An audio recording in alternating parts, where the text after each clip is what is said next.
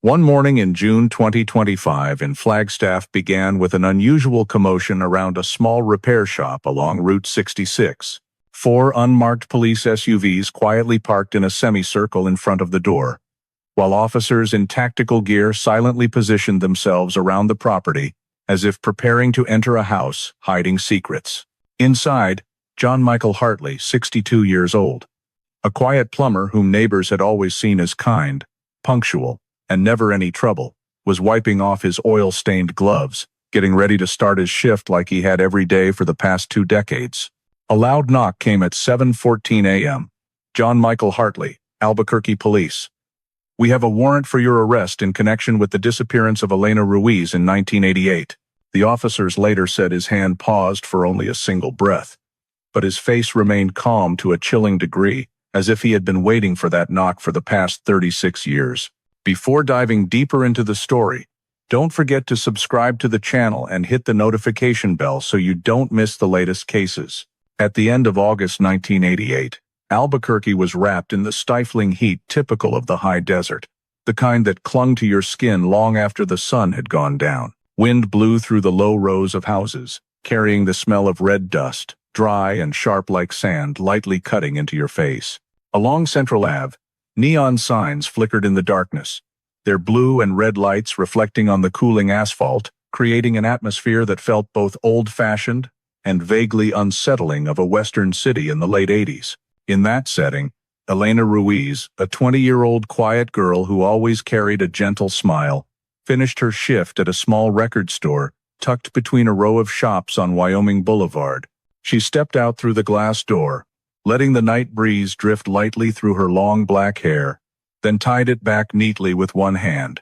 She turned back inside, waved goodbye to her coworker who was putting the last VHS tapes on the shelf, before looking out toward the parking lot, where only a few scattered cars remained under the pale glow of sodium lights.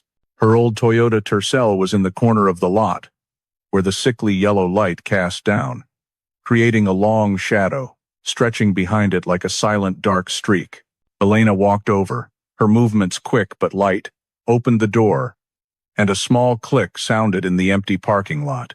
A second later, the door closed. Then the low, steady sound of the engine starting up blended into the quiet night air. 2 beams of headlights swept across the dusty pavement, lighting up the sidewalk, briefly catching the silhouette of a pedestrian walking close to the shop wall. This person would become the last witness to see her safe.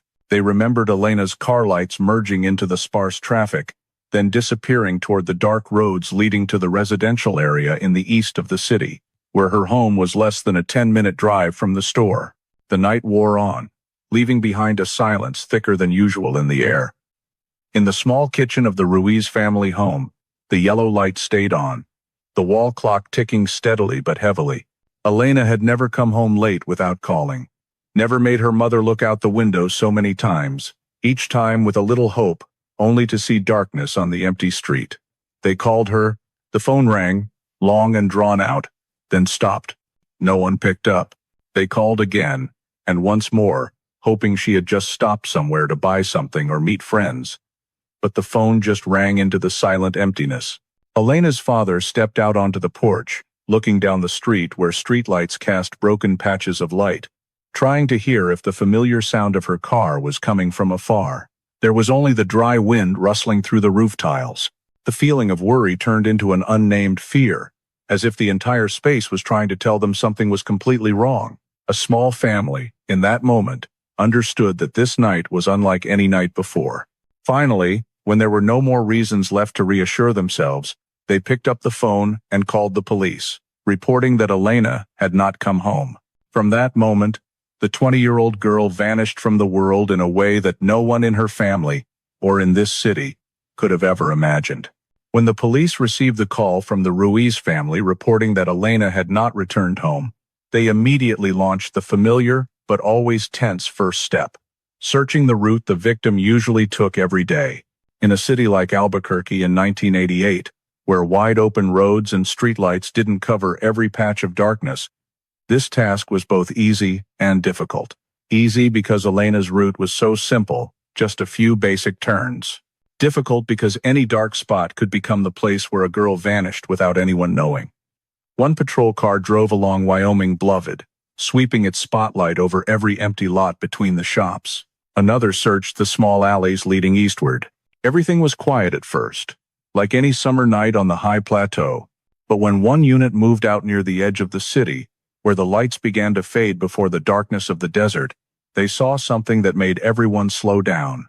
Elena Ruiz's silver Toyota Tercel sitting in a shallow arroyo, only a few dozen meters from the paved road, but far enough to be completely swallowed by the shadows. The car appeared as if someone had placed it there, not like a vehicle its owner had just parked. The front end was slightly tilted to the left, the front wheels sunk deeper than the rear, the body leaning at an angle hard to notice unless you looked closely. That wasn't how a normal person parked, and certainly not in a desolate, eerie place like this arroyo, where low bushes swayed in the night wind and the soft sandy ground easily held prints, but could also erase them with the desert breeze. As the investigators approached, they noticed the car seemed to be waiting for them, silent, cleaner than necessary, and showing absolutely no signs that Elena had left of her own free will. The doors were closed tight, no pry marks, no signs of forced entry. Inside was not messy, no purse fallen on the floor, no signs of a struggle. It was this unusual neatness that made a few officers look at each other, completely uneasy.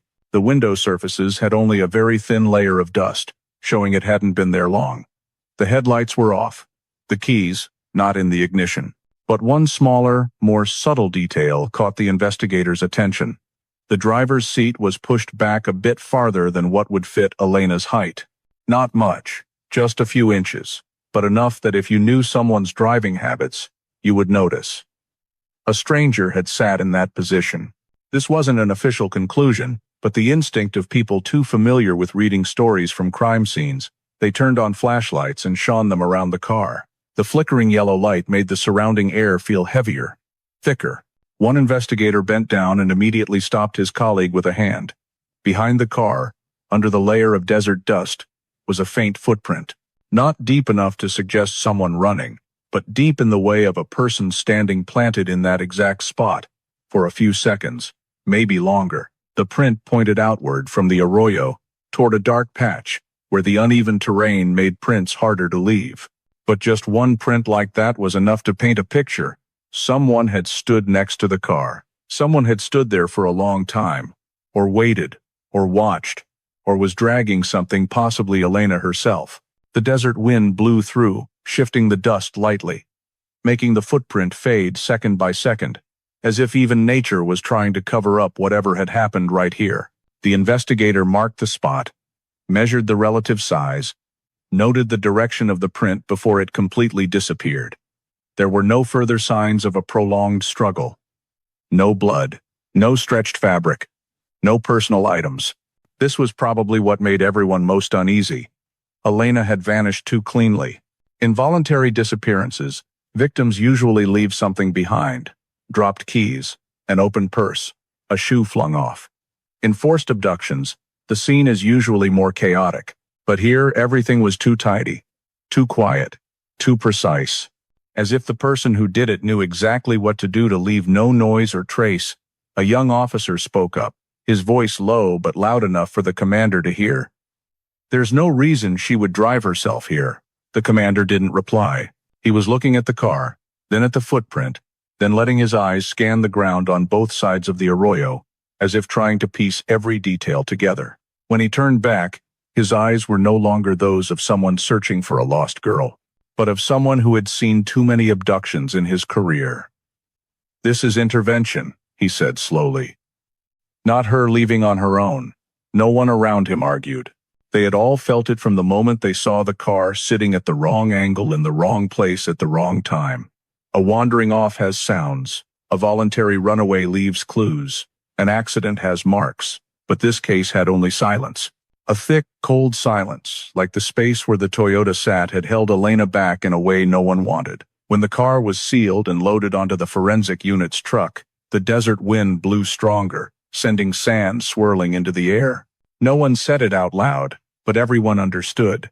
They were no longer searching for a lost girl. From the moment they found the Tercel abandoned in that dark arroyo, Elena Ruiz's disappearance had shifted to a different path, a criminal case, where time would be the greatest enemy of the truth. The arroyo where the Toyota Tercel was discovered was quickly sealed off, and when the forensic vehicle lights turned on, the entire pitch-black area was pulled out of the darkness to reveal its true face. A rugged stretch of land, full of desert dust, scattered rocks, low bushes, and winding side paths cutting deep into the sandy ground. Those side paths, mostly trails created by local pickup trucks and off-road vehicles, formed a maze wide enough for a car to leave the main route without anyone noticing.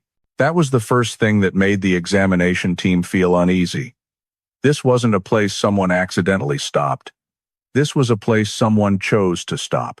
One investigator knelt down, lightly touching the sand under the Toyota's front wheels with a gloved hand. He noticed the dust layer beneath hadn't been completely covered by the wind yet, meaning the car had only been here for an extremely short time before being found. This matched the commander's initial assessment. Elena did not drive herself here. But when the flashlight swept wider, another important detail emerged. A second set of tire tracks. Not from the Toyota, completely different tire pattern. Larger, deeper, with thick cross grooves typical of off-road vehicles or small trucks. These tracks ran parallel to Elena's car for a short distance, then turned sharply into a trail leading deep into the arroyo, fading as the ground shifted to scattered rocks. Could be an old Bronco, Jeep, or Blazer, a technician said quietly, taking notes. The lead investigator leaned close to the ground, using the light to cast shadows and confirm the groove shapes.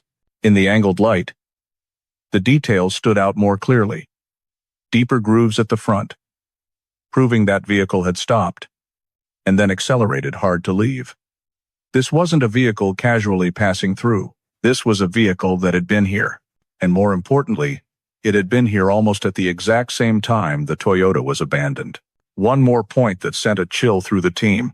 As they scanned wider around the front of the car and the side, they found an area of ground compressed more than normal, uneven like tire tracks but in the form of light drag marks, the kind left by dragging two objects of different weights.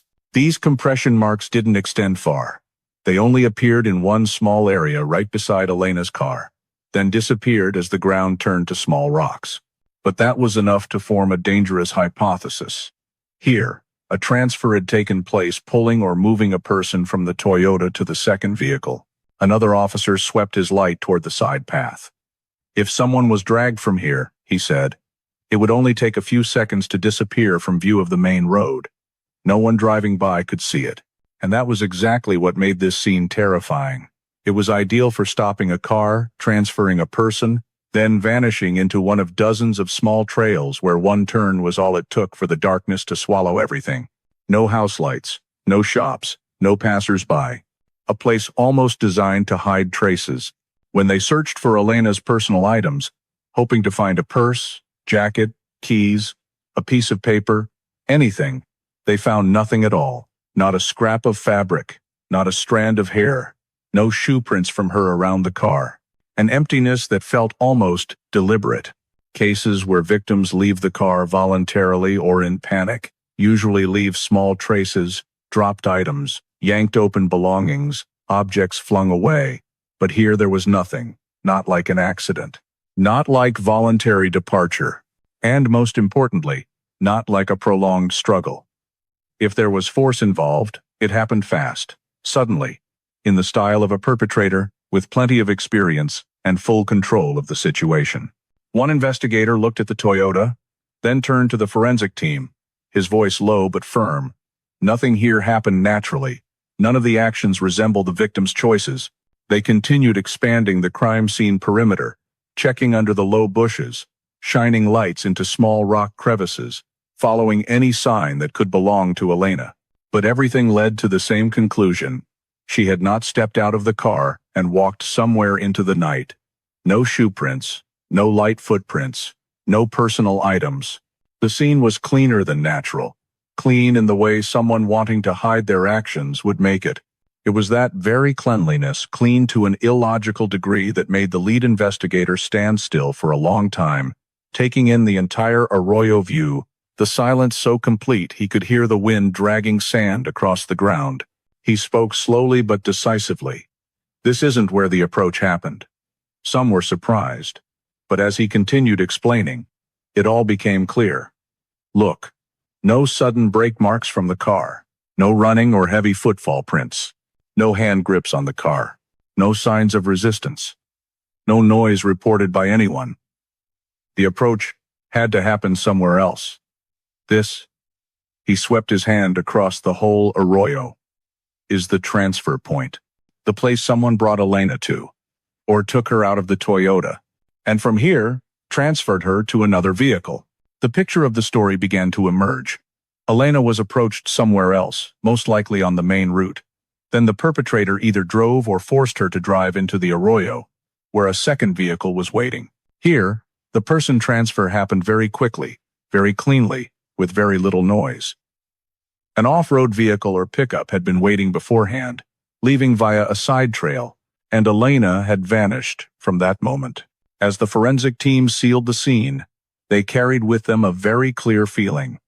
They were standing in a place the perpetrator had carefully calculated, a place close to the road Elena took every day, but just a few dozen meters away it became a dead zone, a place with no traces of the victim, only traces of the one who made her disappear. And the worst part was, those traces were too few, too cold, too professional. The arroyo didn't tell them where Elena had been taken. It only said one thing, and that thing sent a chill through everyone. Elena had been gone from here long before anyone could arrive. When the arroyo scene showed that it was a transfer point rather than the place where the approach happened, the police were forced to go back along the route Elena had taken to search for traces of the most critical moment. The first second she left the safe zone and entered the path leading to her disappearance. Albuquerque in 1988 had no modern traffic camera system, no CCTV along the roads, and all hope at this point rested on those who had accidentally crossed paths with Elena's life on the exact night she vanished. The first witness found was a woman living in the residential area near Wyoming Boulevard. In the initial interview, she said she saw a car identical to Elena's Toyota driving past the section in front of her house around the time she got home after her shift. She didn't note the exact time, but remembered one thing clearly. The person behind the wheel was a young woman, with long hair, slim build, sitting straight-backed while driving, looking like nothing was wrong. When the police showed her a photo of Elena, she nodded almost immediately. "It's her. I'm 90% sure." This was the first statement that perfectly matched a logical journey. Elena left the store, drove toward home, and this section was right in the middle between the starting point and where the car was later found. It reinforced the theory that at that moment, Elena was not yet in danger. But it only took a second statement to shake the entire assessment. The second witness was a man who worked nights, regularly driving back and forth on the routes around Wyoming and Lomas. He said that evening, around the time he stopped at a red light at the intersection, he saw a car like Elena's Toyota parked close to the curb, not in the style of stopping for a light but as if fully stopped. And there was a man standing next to the driver's side door, the position where Elena should have been sitting. He didn't remember the face clearly, couldn't describe the age, and didn't see the clothes well because the streetlight was too dim, but he remembered that the man was leaning down as if talking to the person inside the car. Not sure if it was threatening or normal conversation, he said. It didn't look like a friendly chat. When the police asked if he saw the woman in the car, he shook his head. He only remembered the car had its interior light on, the glow shining on the right shoulder of that man, enough to see the silhouette. This statement opened up a completely different possibility. Elena may have been approached right after leaving the parking lot, or on the very first stretch of road she drove. However, this statement contradicted the first witness who said Elena was driving alone not long after. The police had to ask, were the two talking about the same car? How many minutes apart were the two events? Or did Elena pull away twice, once approached but escaped? Or was the first stop not Elena but just an identical car? There were no cameras, no timestamps, only human memory, and memory is always prone to error. But the confusion didn't stop there, because the third witness was the one who made the investigators sit up straight. He was a pickup truck driver passing through the Wyoming BLVD section that evening. When asked, he stated he had seen a dark green Ford Bronco model around the late 70s or early 80s, driving behind a small, light-colored Toyota. He said the Bronco's speed was slower than normal, as if the driver was trying to maintain just enough distance to follow closely but not pass. Not normal driving, he explained. It looked like he was watching, not just casually driving. It kept that speed the whole stretch. No passing, no slowing, just following.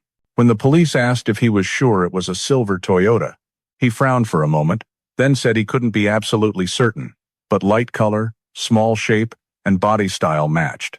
The detail of the green Bronco immediately caught the investigators' attention, not because it was overly unique, but because it matched the second set of tire tracks found at the Arroyo scene, the type typical for off-road vehicles or pickups, perfectly fitting the Bronco style this witness described.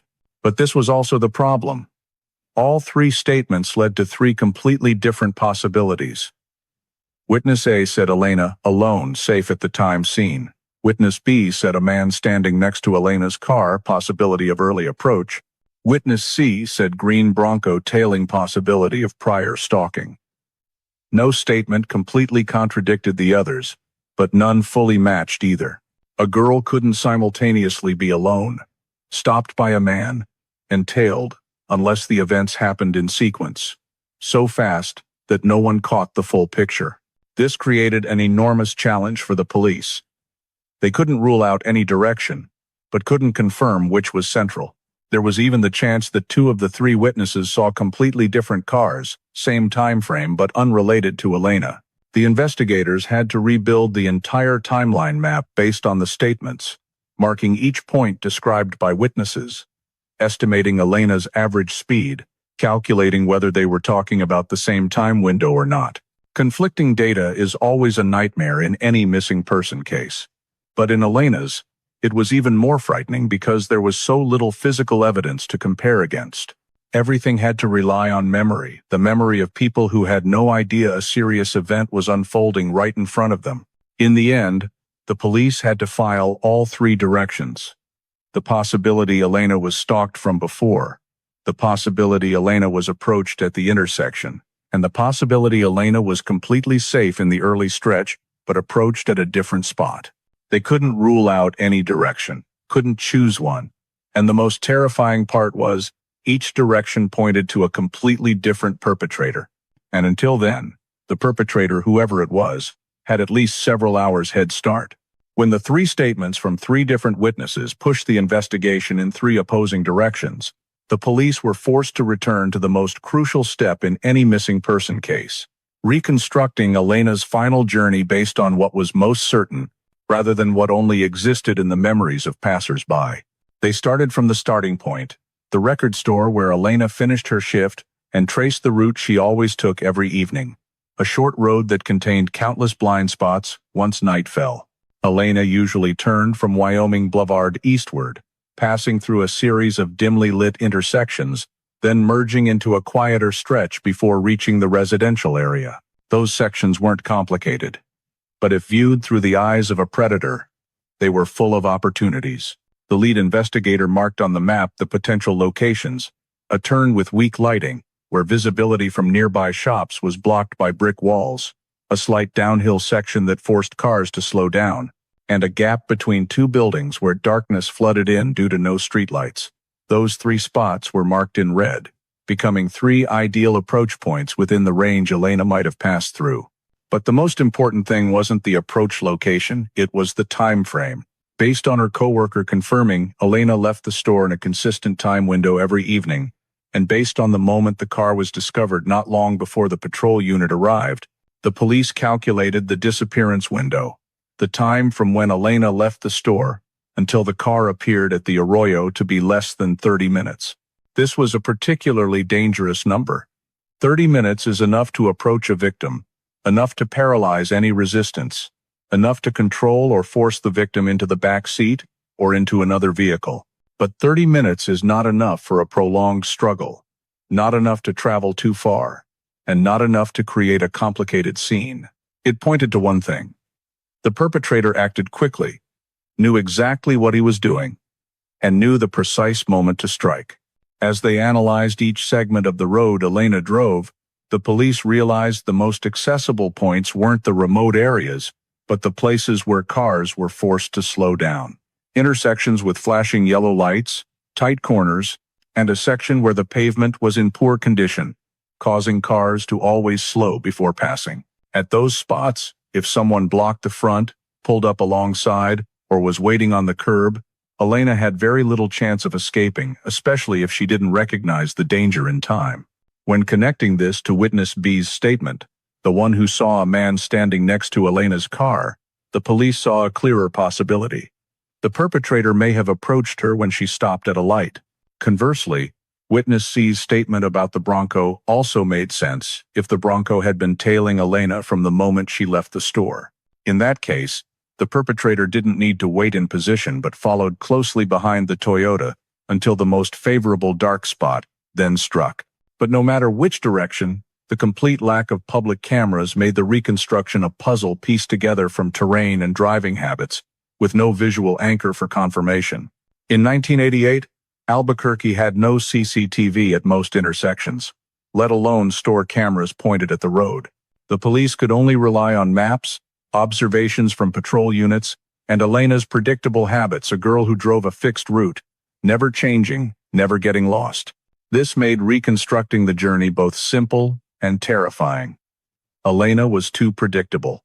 She was almost a moving target on a straight line, wide open for anyone who wanted to approach. When the lead investigator requested a simulation of the route based on average vehicle speed, streetlight brightness, and terrain, the analysis team concluded the highest likelihood was that Elena was approached in the brief moment when she was driving slowly or had just stopped only 1 to 2 minutes. A quick car block, leaving almost no traces. An approach that could happen without anyone noticing on a night when desert wind whipped through the low rows of houses, with no pedestrians, no open shops. A young investigator, after looking at the entire diagram, said, "If it were me, I'd choose this exact stretch too." The lead investigator looked at him, said nothing, but his eyes showed he had reached the same conclusion.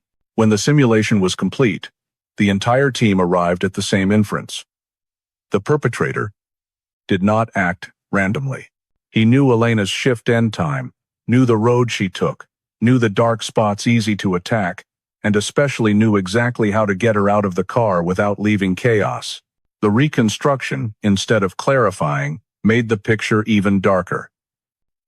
Elena did not disappear due to a random event. She disappeared because someone had chosen the right moment, the right place, the right target. And the entire process could have unfolded in a time so short it was almost invisible. A silence lasting only a few dozen seconds between the hurried breaths of the nighttime city. As the investigation team struggled with the 3 conflicting witness statements and an approach model that lasted only a few minutes in the night, one name came up again in the temporary APD meeting room: Amanda Price. Not everyone on the team remembered the case right away, but those who had been there a long time immediately looked up. 1 week before Elena disappeared, another young woman had reported that a man tried to force her into a car in an area less than 2 miles from where Elena finished her shift. That file had been classified as an attempted assault, no injuries, so it was pushed down below more serious cases.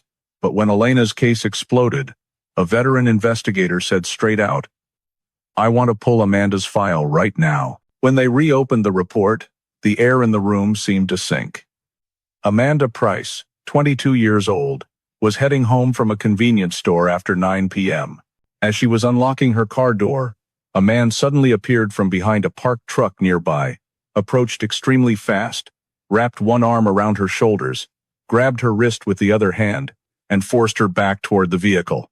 Amanda luckily escaped because she jerked hard, slipped out of his grip, and ran into the store where the lights were brighter, and the clerk was right at the counter. The man fled as soon as he saw her get away. The incident was reported by Amanda that same night. She described him as about a head taller than her, somewhat skinny build, but very strong arms, a hoarse voice like he had a sore throat, or smoked heavily, and especially, he said nothing except 2 words, "Get in," just 2 words, but the voice was low and sharp enough that Amanda still remembered it clearly years later.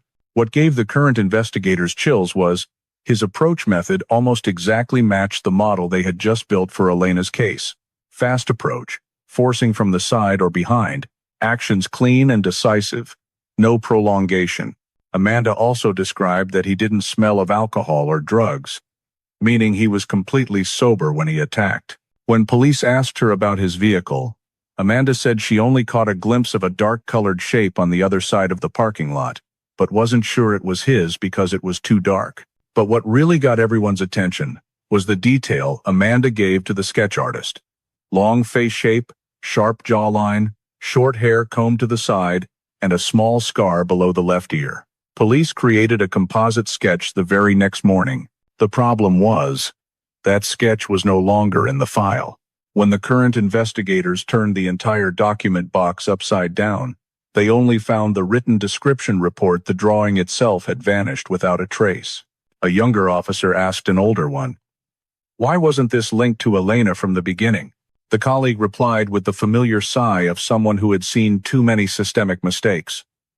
"Because no one was hurt, there wasn't enough evidence to confirm the attacker, and we had a dozen more serious cases to prioritize." But now, looking back, it was a costly decision. Because if APD in 1988 had paid closer attention, they might have realized that Amanda's case was a trial run, a draft, a test by the attacker before choosing the real target. The similarities between the two cases could not be ignored. Same time of day, between 9 and 10 p.m. Same two areas right next to each other along Elena's route. Same style of sudden approach from the side of the car. Same low, hoarse voice giving short commands. Same fast actions, no prolongation. Same lack of much scene evidence. But there was one major difference. Amanda escaped. Elena did not. And that was what made the lead investigator stand silent for a few seconds while rereading the old file. He said nothing, but everyone knew what was running through his mind. If Amanda's case had been handled more seriously, if the composite sketch hadn't been lost, if there had been an additional team cross-checking times and locations, Elena's case might never have happened. But investigations don't live on what-ifs. They have to work with what remains. And here, what remained was a chilling description. A man calm enough to stalk a target, fast enough to force a woman into a car in seconds, strong enough to drag someone if needed, bold enough to act in an area with potential passers-by. And most importantly, he didn't stop after Amanda. When Amanda recounted in the file that his eyes were cold and empty like black glass, the lead investigator paused longer on that part. He didn't yell, didn't curse, didn't threaten at length. He just said, "Get in." Hoarse, steady voice, as if he had practiced it many times before doing it for real. When Amanda's incident happened, APD overlooked it because the victim escaped. But when placed next to Elena's, where she vanished completely, Amanda's file suddenly looked like a puzzle piece that had been in the wrong place for 3 decades. A piece that, if placed correctly at the right time, might have given police the attacker's behavioral map very early. A piece that now, with Elena missing, had become a precious source of clues. A rare window into the thinking and actions of the man who disappeared along with Elena. And when the lead investigator closed Amanda's file on the table, he said the words everyone in the room knew marked a turning point. From now on, the Amanda Price case and the Elena Ruiz case are no longer separate. They are the same story. Realizing the overlap between the Amanda Price case and Elena's disappearance forced the police to expand the investigation in a more systematic direction, identifying all men who could have been on the route Elena took the night she vanished. They started by using traffic maps and vehicle registration information in the area, marking everyone who lived or worked within a 3-mile radius around Wyoming BLD and its intersecting branches. When the initial list was printed out, its length made the entire meeting room go quiet for a beat. 142 names, representing completely different possibilities, but all with the opportunity to be in the right place at the right time. This list couldn't be investigated broadly, so the first filtering criterion was introduced: occupation. People with no reason to drive at night, office workers, teachers, those with regular daytime hours were removed from the list. Only those with jobs specific to nighttime were kept. Electrical and plumbing technicians, plumbers on overtime, delivery drivers, system maintenance workers, night shift warehouse staff, HVAC technicians, and some freelance on-call trades. After this step, the list narrowed to 57 people. At that point, 57 was still a large number, but a meaningful filtering layer had begun to form. These people not only could appear on the route, but had legitimate reasons to do so. The investigation team continued narrowing the list by cross-checking each person's movement timeline. They dug up service invoices, company logs, delivery receipts, and even called some customers' homeowners to confirm the times technicians arrived and left. Those with solid proof of being home that evening were eliminated. Others had night shifts clear across the city, making it impossible for them to be in Elena's travel area, and were also crossed off. After cross-verification, the list of 57 dropped to 18 people, the only men on the road during the exact window when Elena left the store and disappeared. The remaining step was filtering by vehicle, the most critical one considering the dark green Bronco witness sighting and the off-road tire tracks at the Arroyo scene. Those who owned sedans, compacts, or wagons were immediately removed. Only SUVs and small pickups were retained. When comparing typical tire patterns from early Bronco, Blazer, Wagoneer, and 4Runner models to the tracks left at the Arroyo, the list of 18 narrowed to 12 suspects, each owning a vehicle capable of producing similar tire grooves. Among these 12, one name began drawing more attention from the team than the others: John Michael Hartley. Not because he had a bad record, but because his very normalcy contrasted strangely with how the data pieces fit together. Hartley was 27 years old, worked as a plumber for a small company, and was often assigned service calls late in the day and into the evening. This required him to drive the exact same routes Elena took many nights a week, especially the area around Wyoming, Belvid, and Lomas. His work schedule showed he was regularly out on the road at the same time Elena finished her shift. The nature of a mobile repairman's movements also gave him the ability to stop anywhere, in any dark stretch, without raising suspicion. But what changed the atmosphere in the analysis room was when they pulled Hartley's vehicle records. A dark green Ford Bronco registered in his name. This vehicle perfectly matched the witness description, matched the tire track type found at the Arroyo, and matched the movement pattern of a suspect if he wanted to tail Elena or block her at a dim intersection. As they dug deeper, they uncovered even more overlaps between Hartley and the case. In the 3 weeks leading up to Elena's disappearance, Hartley had at least 4 service calls within a 1-mile radius of the store where Elena worked, meaning he appeared in locations near her naturally, regularly, without drawing attention. His schedule the night Elena vanished both matched and didn't match. He had 1 call in the afternoon, but the time he left the customer's house was not clearly recorded, leaving a gap of more than half an hour exactly the window when Elena left the store and dropped off the radar. Additionally, the route Hartley typically took back to the company warehouse, or home, overlapped precisely with the victim's path. Not coincidental overlap, but overlap to the degree that all the suspicious points police had marked on the map lay directly along routes Hartley frequently used. One forensic technician even pointed out something quite disturbing. The way the Toyota was placed in the Arroyo resembled the parking style of someone used to maneuvering in sandy terrain, something plumbers often had to do in suburban areas and homes on the city's edge. These small pieces of data began interlocking into a troubling picture. Hartley had the matching vehicle, matching schedule, matching opportunity, and legitimate reasons to be in the area. The lead investigator ordered the team to check the driving habits of each remaining suspect to ensure no similar data overlaps were missed in others. But none of the other 11 had routes or work schedules that aligned with Elena's in the haunting way Hartley's did. Some owned SUVs but weren't in the area at that hour. Others were in the area but drove vehicles that didn't match the tire tracks. One drove an older Bronco but was at a dinner party with 14 witnesses confirming his presence. Meanwhile, everything around Hartley from occupation, timing, vehicle, routes, matched detail for detail with the perpetrator profile police were building. No one shouted that he was the culprit, but everything kept pointing in the same direction like a compass needle always swinging north. No one said it out loud, but the shift in the lead investigator's eyes when he circled Hartley's name in red said it all. Everyone understood it meant they had just taken a major step into the shadows where the truth was starting to take shape. As the name John Michael Hartley began standing out sharply among the remaining 12 suspects, the investigation team understood they needed to talk to him directly, at least to see how he reacted to questions about Elena Ruiz's disappearance. The first interrogation took place in a small interview room at APD, with only a veteran investigator and one officer taking notes. Hartley walked in with an appearance so ordinary it was hard to read. Faded blue shirt, jeans, short cropped hair, a slightly stiff gait, but no sign of avoidance. He sat down, folded his arms across his chest, his eyes holding a natural defensive look of someone used to working alone. When asked what he was doing the evening, Elena vanished. Hartley answered immediately, as if he had prepared it. He said he was at a customer's house fixing a leaking kitchen pipe. He described the job in considerable detail, even using the correct trade terms that made the investigator take note.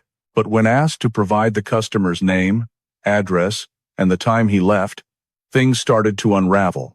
He gave the name of an elderly woman, saying she lived near the Ridgecrest area. When police called to confirm, the woman did say she had called a plumber that day, but she couldn't remember exactly what time the technician arrived, nor was she sure it was Hartley, since she had been calling plumbers multiple times that week for small fixes. The problem wasn't that she didn't remember, but that Hartley's customer couldn't confirm the specific time he arrived or left.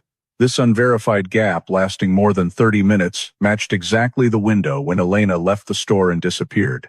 When the investigator asked what time he left the customer's house, Hartley said, probably around 9. But when asked again 3 minutes later, he replied, around 8:40. Then, when asked to describe the sky outside when he left, he said it was completely dark, while 8:40 in late August in Albuquerque still had some light on the horizon. These small details made his statement shaky. The investigator noted all 3 time markers, placed them side by side, then quietly asked the key question. Can you prove you were there? The answer was no. Hartley had no time-stamped invoice. No one saw him arrive or leave. Nothing to confirm his presence at the most critical moment. The investigator shifted to the dark green Bronco. When asked if he drove the Bronco that night, Hartley said he thought he drove the company's old Dodge, not his personal Bronco. But when police asked where the Dodge was now so they could check it, he said the company had loaned it to another technician. That technician stated he never received the vehicle from Hartley that evening. The 2 statements didn't align, a thin discrepancy but enough to raise questions. The investigator asked Hartley why he wasn't sure which vehicle he drove, since a man usually knows the vehicle he used in a day.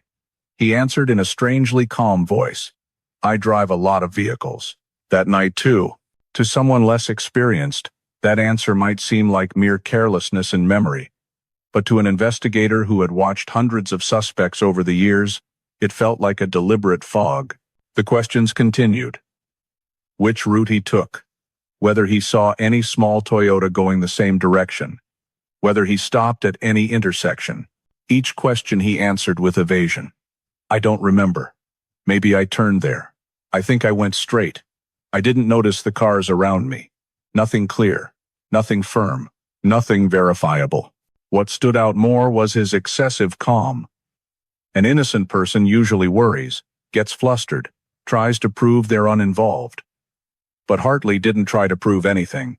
He just denied everything, without once showing a desire to establish his innocence. Still, police had no physical evidence, no accusing witness, couldn't confront him with Amanda's composite because the sketch had vanished, and had no trace directly linking Hartley to the Toyota, or to Elena. They had suspicion, but suspicion isn't proof. The interrogation ended with nothing to hold him on. Hartley was allowed to leave APD headquarters, walking out to the parking lot with an incomprehensible ease, as if he knew full well the police couldn't do anything to him. When he was out of sight, the lead investigator said only one short sentence no one would forget. If he's involved, he knows we have nothing on him. And just as that fear suggested, only a few months after the interrogation, Hartley disappeared from Albuquerque. He quit his job at the plumbing company, moved out of his rental, and left the state without leaving a forwarding address. Residency records noted only the departure, not the destination. The one suspect with far too many coincidences, and now no longer there to answer any questions. After Hartley left Albuquerque and vanished from police sight, the investigation into Elena Ruiz's case fell into a precarious state. No other suspects stood out, no new witnesses emerged, and there was no physical evidence strong enough to push the case forward one more step. What they had was only a car abandoned in the arroyo, a faint footprint almost erased by the wind, and fragmented memories from a few passers-by, on a night when no one knew a disappearance was unfolding right before their eyes. Though the investigators tried to maintain momentum, the truth was, the file began drifting into the orbit no one wanted. It grew colder over time. That cooling didn't happen suddenly but unfolded as a series of small missteps stretching across many years. First and most critically was the loss of the composite sketch Amanda Price had provided. It wasn't an ordinary misplacement. When a task force pulled the entire paper file to prepare for a renewed investigation push in early 1989, they discovered the drawing was no longer in its original storage spot. They flipped through the entire box, checked separate storage drawers, even scanned unrelated files in case it had been misfiled, but the composite was nowhere. The only thing left was the written description. Male, approximately 6 feet, short hair, hoarse voice, small scar below left ear. That description was too vague to be useful later. Suspect faces could match when described in words, but lost all value without the sketch. The disappearance of the composite became the first crack in the file. Then that crack spread. An internal audit in 1990 revealed some evidence logs had been misassigned to another case, causing many key details to lose continuity. A small evidence bag containing soil samples from the scene meant for analyzing moisture and tire marks had been mixed into the file of a burglary. A handwritten note about a witness statement ended up inserted into the file of a robbery 2 weeks earlier. Those small errors went unnoticed at the time, because criminal files in that era still relied heavily on manual paperwork, typed indexes, and memos hastily taped to folder covers. Every time Elena's file was handed to a new investigator taking over, the pieces of information shifted slightly, without anyone realizing it was causing the overall picture to gradually lose shape. That administrative chaos worsened when the original lead investigator retired in 1991. His departure caused the file to change hands multiple times. New investigators taking over the case usually prioritized active cases, hot cases, cases with media pressure. Elena faded in silence. She had no family creating public pressure, no press following every hour, and no trail of evidence pushing the case to the top. With no one holding long-term responsibility, the file moved from desk to desk, often given to young rookie investigators as a case important enough to learn from, but not urgent enough to put at the top of the list. But they all quickly realized they couldn't get far with a file, missing images, missing evidence, and missing witnesses. One investigator said in 1993, "We have nothing except a map, a few descriptions, and a car. And the car has become meaningless when there's nothing in it." The most regrettable part was that the handwritten notes from the early days of the investigation were never entered into the computer system. In 1994, APD switched to a newer, more modern data management system. But no one had the time or manpower to type every paper note into the computer. Notes like, "Witness A said Elena looked tense," or "Last reported Bronco parking spot near a gas station," or "Sand stuck under the chassis suspected not to match normal route," all remained on thin yellow pages, never becoming quick-access data for cross-referencing. The information sat silent on paper like a muffled voice existing but unheard. As time passed, these notes got mixed into subfiles, bound into volumes, boxed up, moved during evidence storage reorganizations. Each warehouse move stripped away another layer of connectivity. By the late 90s, reopening Elena's case was almost no longer on the investigation unit's priority list. Police occasionally received a few vague tips. Some people saying they saw a dark green Bronco in another area, bar rumors, or anonymous calls. But everything led to dead ends. Every new lead was judged to lack weight, sometimes only noted in a small corner of the file and never followed up. The investigators felt the case sinking into the fog of time where small clues fell away one by one, puzzle pieces grew loose, and initial coincidences became hazy memories. By the year 2000, when APD had to reorganize the entire storage warehouse and reclassify cases by priority level, Elena Ruiz's file was sealed in a cardboard box and placed in the section for cases with no progress in at least 10 years.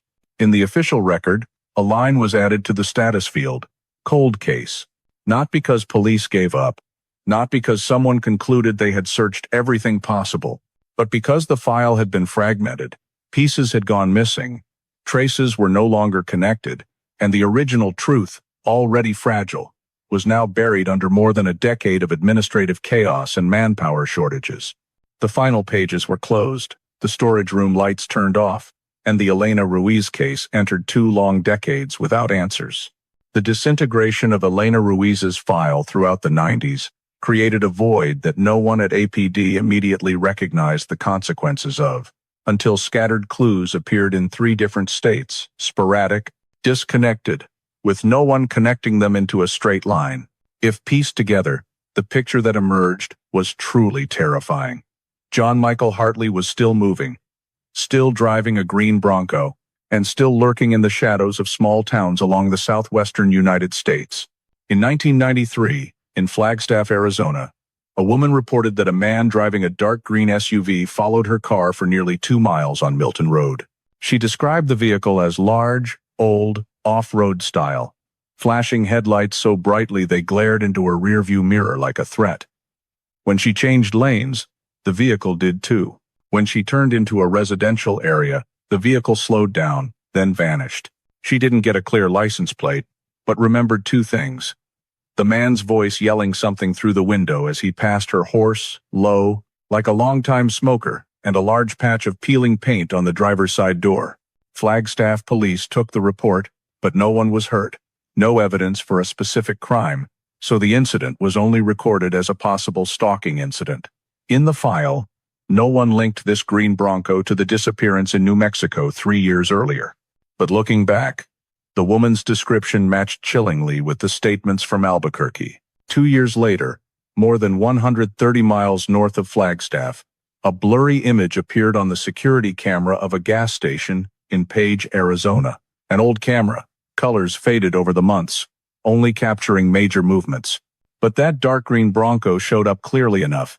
Side mirror crooked, roof with a shiny patch from wear, and square thick front structure, exactly the style of late 70s Broncos. The driver wasn't clear, but tall build and slightly hunched when stepping out, similar to the description Amanda Price had given. The driver bought a can of soda, never looked at the camera, paid in cash, then headed northeast, toward Navajo Nation. The camera only recorded about 1 minute. Page PD kept the footage, but since no crime occurred, they couldn't report it or send it federal. If there had been a connected database, they might have found the match with the Bronco in Albuquerque. But in 1995, no one had those tools. The incident faded into oblivion again. At the same time, in Colorado, the name Hartley appeared in records of seasonal workers in Durango and Silverton. Tax records showed a water system repairman named J.M. Hartley working for resort areas in the summers of 1994 to 1996. His residential address changed constantly, sometimes a trailer park near Route 160, sometimes a cheap motel next to the train depot. No one at the resorts remembered his face clearly, just that he had a Western accent, rarely smiled, didn't socialize with anyone outside work. Some remembered he drove an old-style SUV, dark color, but couldn't recall if it was green or black. That scattered data, Flagstaff, Page, Durango, if someone had pieced it together in 1996, would reveal a very clear movement pattern.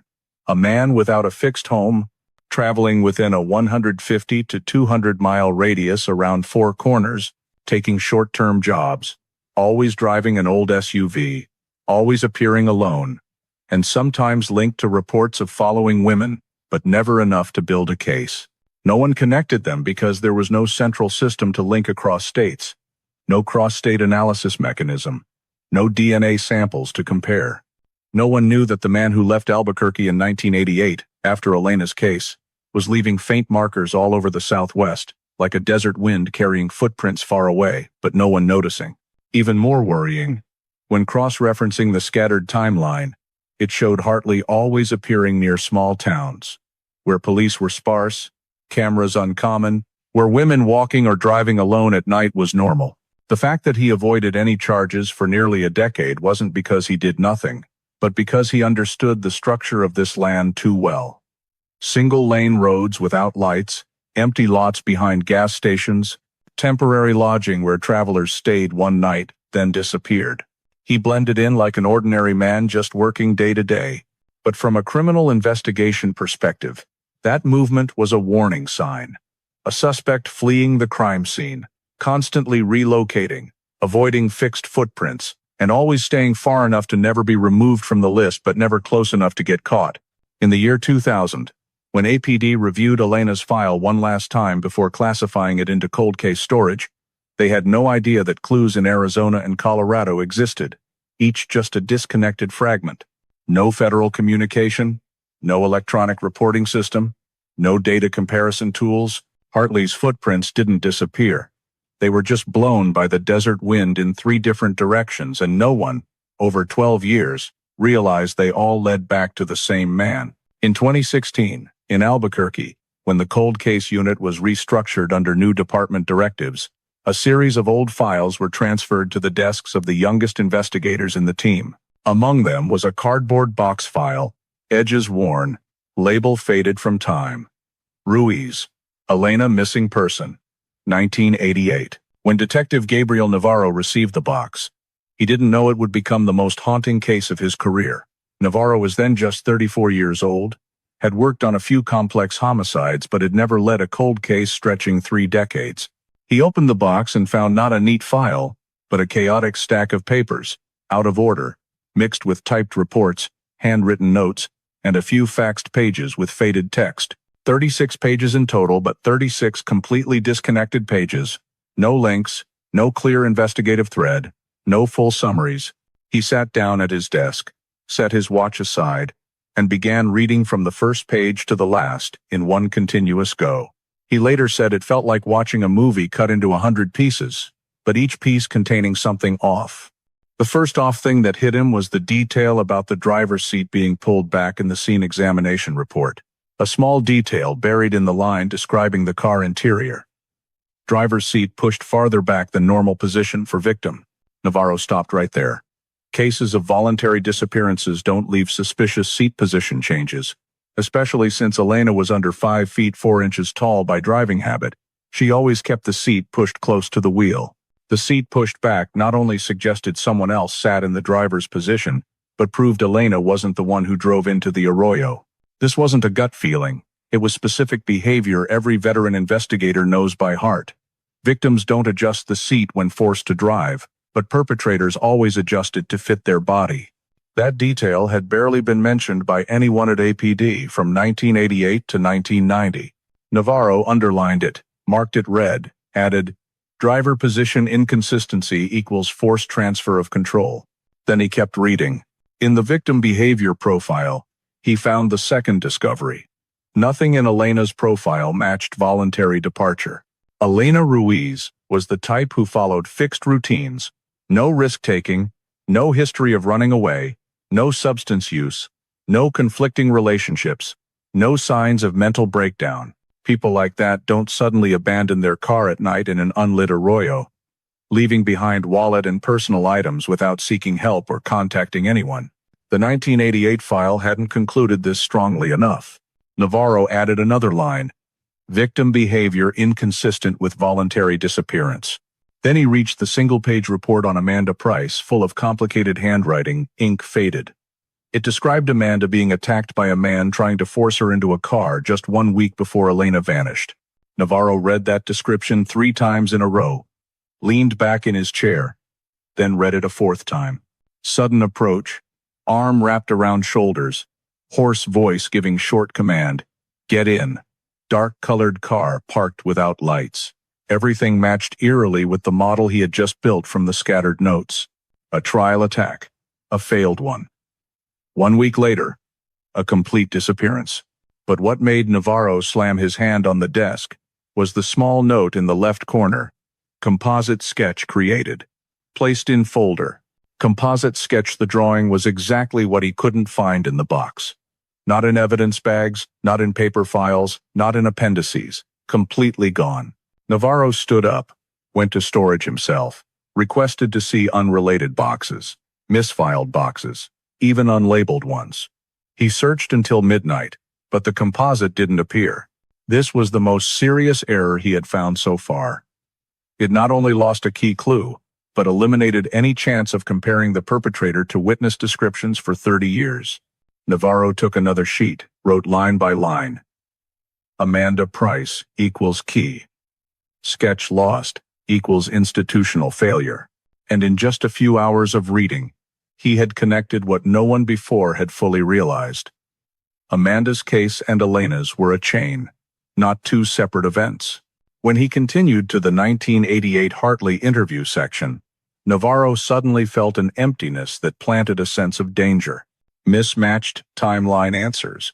Unverified gap exactly matching Elena's disappearance window. Dark green Bronco barely detailed. No explanation for why he couldn't remember which vehicle he drove. No effort to verify customers.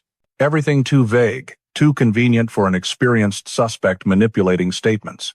Navarro marked a series of lines. Unverified alibi. Contradictory timeline. Vehicle inconsistency. Then he realized the most important thing. No one at APD tracked Hartley after he left Albuquerque. No bulletin, no new address request, no tax record check, no federal assistance request. He vanished without anyone following, and vanished along with the case. Navarro sat up, closed the file, then opened the first page again. The first time he read to remember. The second time to understand.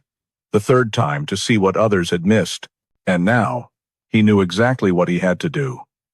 Rebuild the entire case from scratch, as if 1988 had happened yesterday. Before leaving the room, he wrote one single line on the file cover. Primary objective, find Hartley. Not because Hartley had been convicted, not because he had new evidence, but because Hartley was the only intersection of every scattered piece. Route, vehicle, empty time slot, behavior, location, witness description. Without finding him again, every answer lay behind the wall of 3 decades of silence.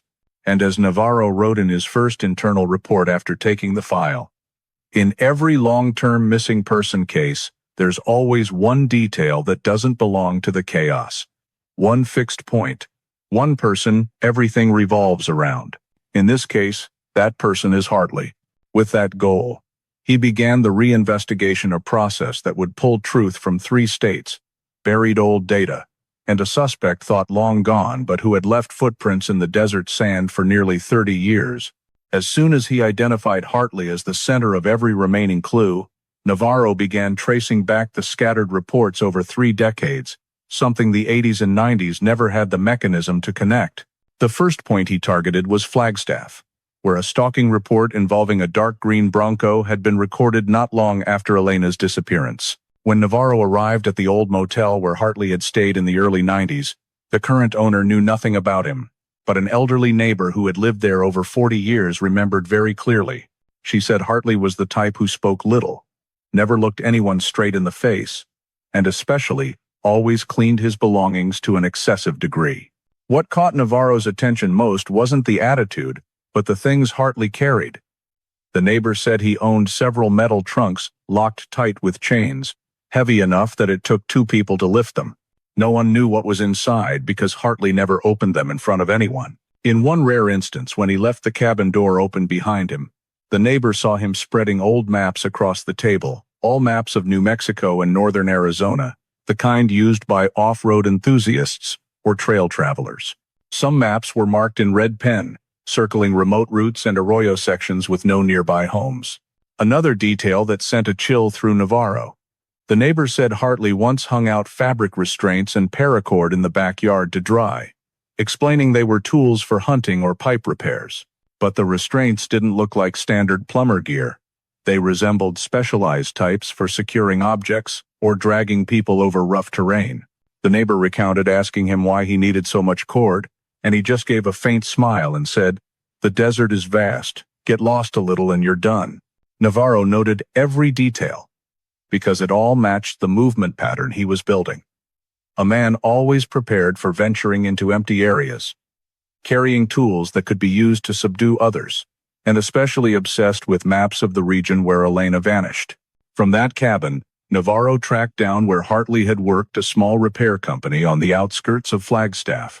Personnel records had long been discarded, but an old manager remembered quite clearly because Hartley was the difficult type of employee, quiet but always willing to take late shifts. When Navarro asked about Hartley's schedule around 1988, the manager burst out laughing. "What are you asking? That's nearly 30 years ago." But when Navarro mentioned tax records and payroll stubs, the man rummaged through an old storage box. In that messy stack of papers, Navarro found something that made his heart pound: records confirming Hartley worked for an Albuquerque company at the exact time of Elena's disappearance, completely contradicting his earlier statement, claiming he had left the city before then. Thus, he not only lied, but deliberately blurred the timeline to distance himself from the case. Navarro marked the document in red: Hartley present in Albuquerque on the night of disappearance. With that data, he returned to Flagstaff to talk to others who had lived near the cabin. One man, a long-haul truck driver, said Hartley would often disappear for days, then return in the middle of the night, washing his vehicle for a long time as if trying to scrub off road dust or something else. A couple of times, when passing the cabin late at night, he heard clanking sounds from the small room in the back, like someone prying a lock or dragging something heavy. But the most absurd detail this neighbor recounted left Navarro stunned. Hartley's cabin had a small storage room with a steel door, no windows, always locked 24 hours a day. No one had ever seen inside. He never explained it to anyone. Even people who hired him to fix plumbing or electrical in the cabin weren't allowed to enter it. That locked room was like an untouched dark space, a secret spot in Hartley's life, potentially holding anything. Navarro knew he needed a search warrant for the old cabin, but one fact left him reeling. The cabin had belonged to someone else for over 20 years, completely renovated, and every trace from Hartley's time had been erased. No court would issue a warrant for a structure no longer linked to the suspect. But Navarro didn't let it go. He tracked down seasonal workers in Durango who had known Hartley, hoping another piece of information would complete the picture. One worker at a roadside resort said Hartley came and went very suddenly, often carrying large bags no one was allowed to touch. He slept alone, worked alone, and left without saying goodbye to anyone. One cashier said he never looked women in the eye, and if someone stood too close behind him, he would spin around so fast it was frightening. These behaviors didn't prove guilt, but built a psychological profile. A man accustomed to living in the shadows, no attachments, no social interaction, always keeping distance from society. When Navarro asked Durango police about any interactions with Hartley, one officer recalled that in 1995, they had checked a dark green Bronco for illegal parking near a trailhead, but didn't retain driver information. The only report with the license plate was faded, unreadable in full. Thus, another tracing opportunity slipped away in the past. Navarro returned to headquarters, gathering everything he had. Neighbors saying Hartley kept locked trunks and maps, the cabin with a secret storage room, his constant movement matching a predator pattern exactly, and most importantly, employment records proving he was in Albuquerque the night Elena vanished, completely contradicting his 1988 interview statement. This was the biggest breakthrough since he took the file, but when he presented it to the prosecutor's office for a search warrant, the answer was still not enough. No tangible evidence, no direct witnesses, no DNA, no physical items.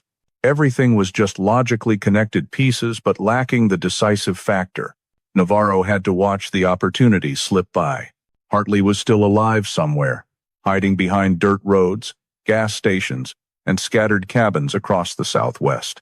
He knew he couldn't reach him yet, but he also knew more clearly than ever that every piece he found was tightening the circle around one single man, the one who walked out of Albuquerque in 1988 and never once looked back. In early 2024, when the APD media department posted an announcement about restarting a series of long-dormant missing persons files, including the name Elena Ruiz, something unexpected happened more than 300 miles from Albuquerque. Amanda Price, the woman who had escaped an attack just 1 week before Elena vanished in 1988, happened to see the article on her phone. She had left New Mexico nearly 20 years earlier, started a family, lived in Denver, and almost never mentioned that incident again. But when she saw Elena's name, a surge of memory shot through her like an electric shock. For years, Amanda had believed her recollection of the vehicle that night was just a vague, dark blur. The man's silhouette, the cold, hoarse voice, the hand gripping her wrist, and the dark-colored SUV parked close to the curb. But when she read the article mentioning a dark green Bronco, exactly the type of vehicle witnesses had seen tailing Elena, the buried memory suddenly resurfaced. Not an image, not a face, but a sequence of characters. 6 characters. 6 characters she had never told police in 1988 because back then she thought she wasn't remembering accurately. 5K728.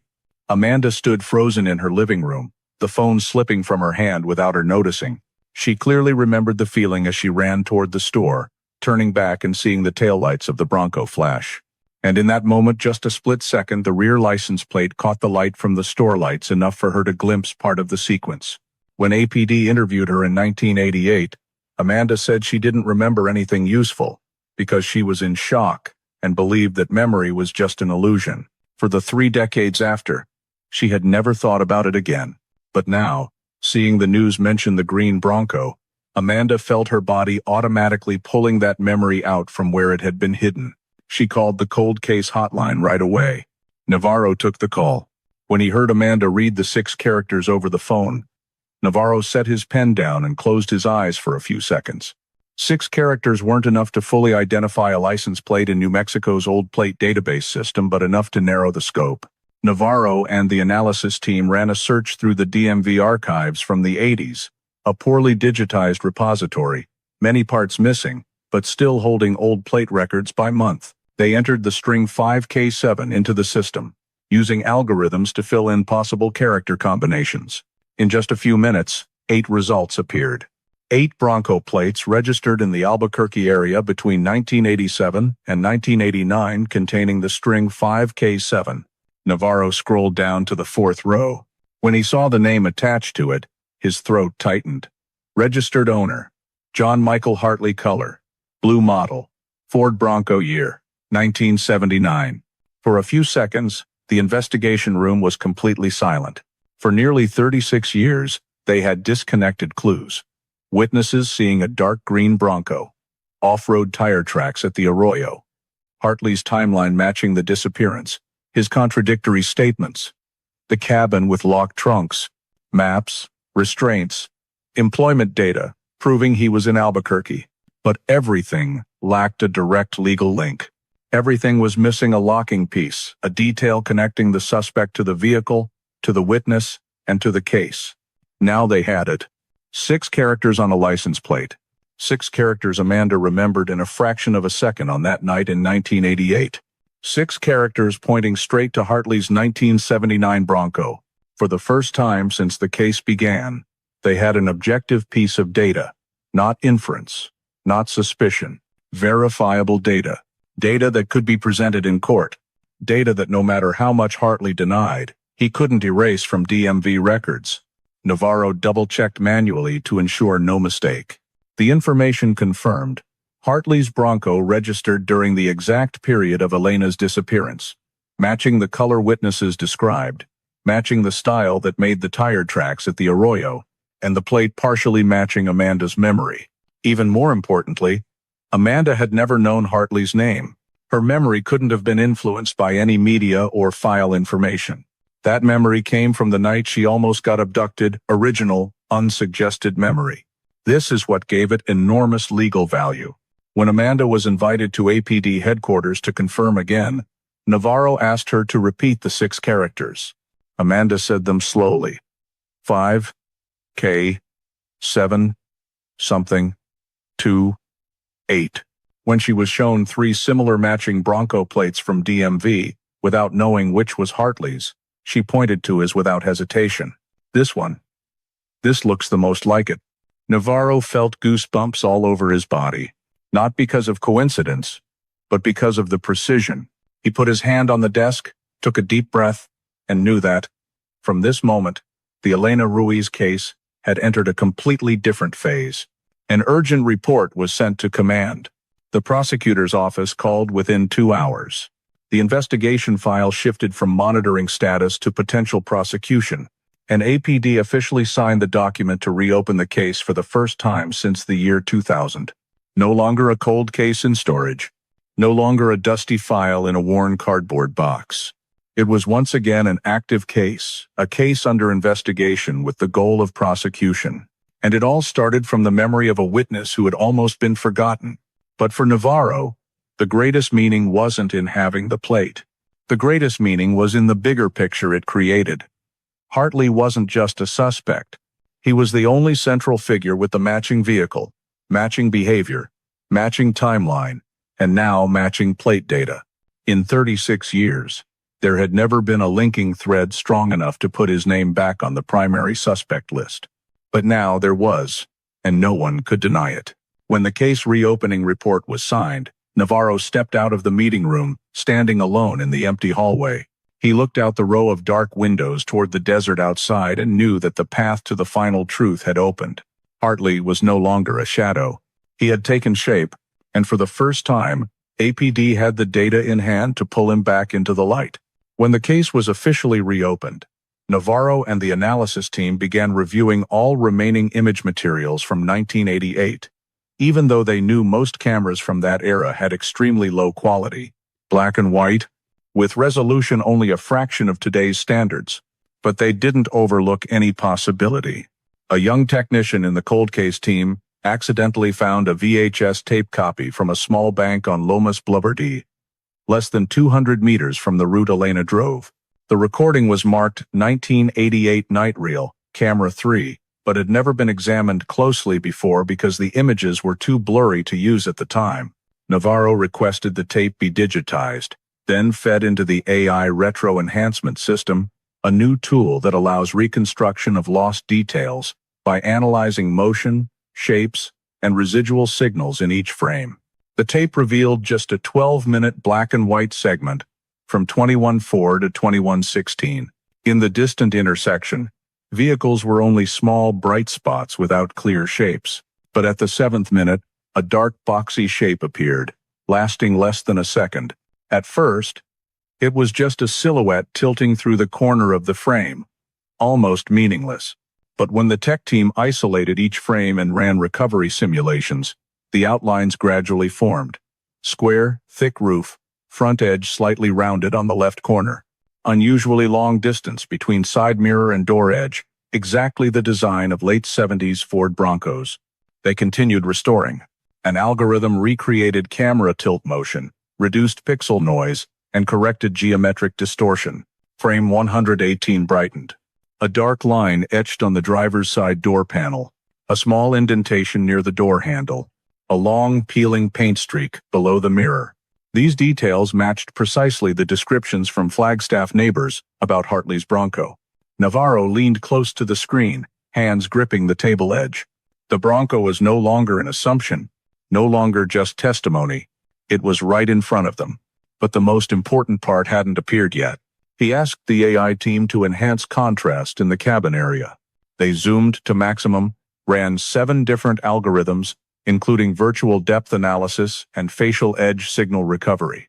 In the cabin, a human shadow emerged, blurry, but enough to see the outline of the left ear, a dark point right below the earlobe, a small crescent-shaped indentation. Everyone in the room held their breath. That was exactly the scar location Amanda described in 1988, a detail that couldn't be fabricated, a detail she remembered while running and looking back in panic. A detail she had never seen Hartley's photo to be suggested. A detail AI couldn't invent unless real signals existed in the original frame. Navarro felt the back of his neck go cold. This was no longer coincidence. This was modern technology confirming testimony from the past, a bridge connecting 36 broken years. The tech team didn't stop.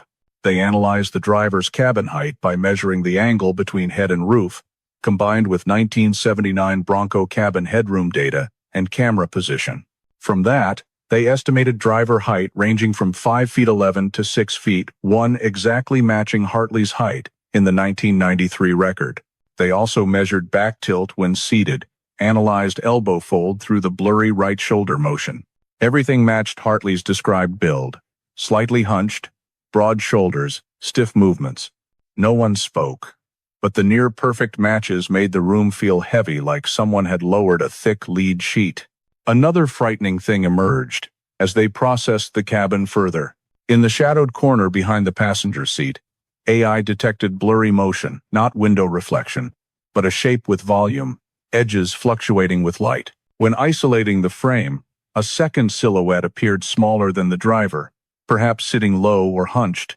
The shadow was too blurry to determine gender or posture, but enough to know one thing. In the Bronco that night, there wasn't just one person. Navarro felt his heart pounding against his chest. For nearly 4 decades, every investigation direction targeted one single man. But this, the second shadow, opened a possibility never considered. Hartley wasn't acting alone. There was someone else in the cabin. An accomplice. An accomplice who might have assisted in controlling Elena or transferring her to another vehicle in the Arroyo. An accomplice who might have left town earlier, or blended into normal life without suspicion. An accomplice who could be why the case was so clean with no physical evidence left. Navarro had to lean against the wall to steady himself. This video, just a few seconds, had changed the entire case structure. From here, AI continued analyzing shadows under streetlights to determine vehicle movement direction. Based on the Bronco's shadow angle relative to road markings, its speed was estimated at 22 to 26 mph low speed, consistent with the assessment that the Bronco was tailing a vehicle ahead. Based on cabin tilt and lighting deflection on the road, they discovered the Bronco was veering left more than normal, as if the driver was trying to look into the vehicle beside. When placing this data alongside witness statements about the Bronco driving unusually slow behind a light-colored Toyota, the picture became complete. There was no doubt left. The Bronco in the video was the Bronco closely following Elena right before she vanished. And the driver was Hartley. When the analysis team finished the report, Navarro realized this video had become the strongest indirect evidence they ever had. Not because AI created new details, but because AI only recovered what had always existed in the original tape fragments of truth hidden by the primitive technology of 1988. Now, each fragment shone like a series of pins connecting suspect, vehicle, witness statements, and behavior to the same convergence point. And from that moment, the Elena Ruiz case moved into a phase with no turning back. When the AI decoded video created the first legal turning point, the prosecutor's office finally agreed to sign a search warrant for Hartley's old cabin in Flagstaff, rebuilding evidence from the traces still lingering in the space he once lived, once hid things, once prepared for nighttime trips. The cabin had been bought and renovated by new owners in many parts, but under Arizona law, any object still existing from the previous owner and transferred as fixed property could be seized if they had investigative value. One cold morning in late October, the forensic team, along with Navarro, entered the cabin. There was no musty smell of an abandoned place. On the contrary, the cabin was clean to an unnatural degree, like technical cleaning, leaving no dust in spots a normal person would never notice.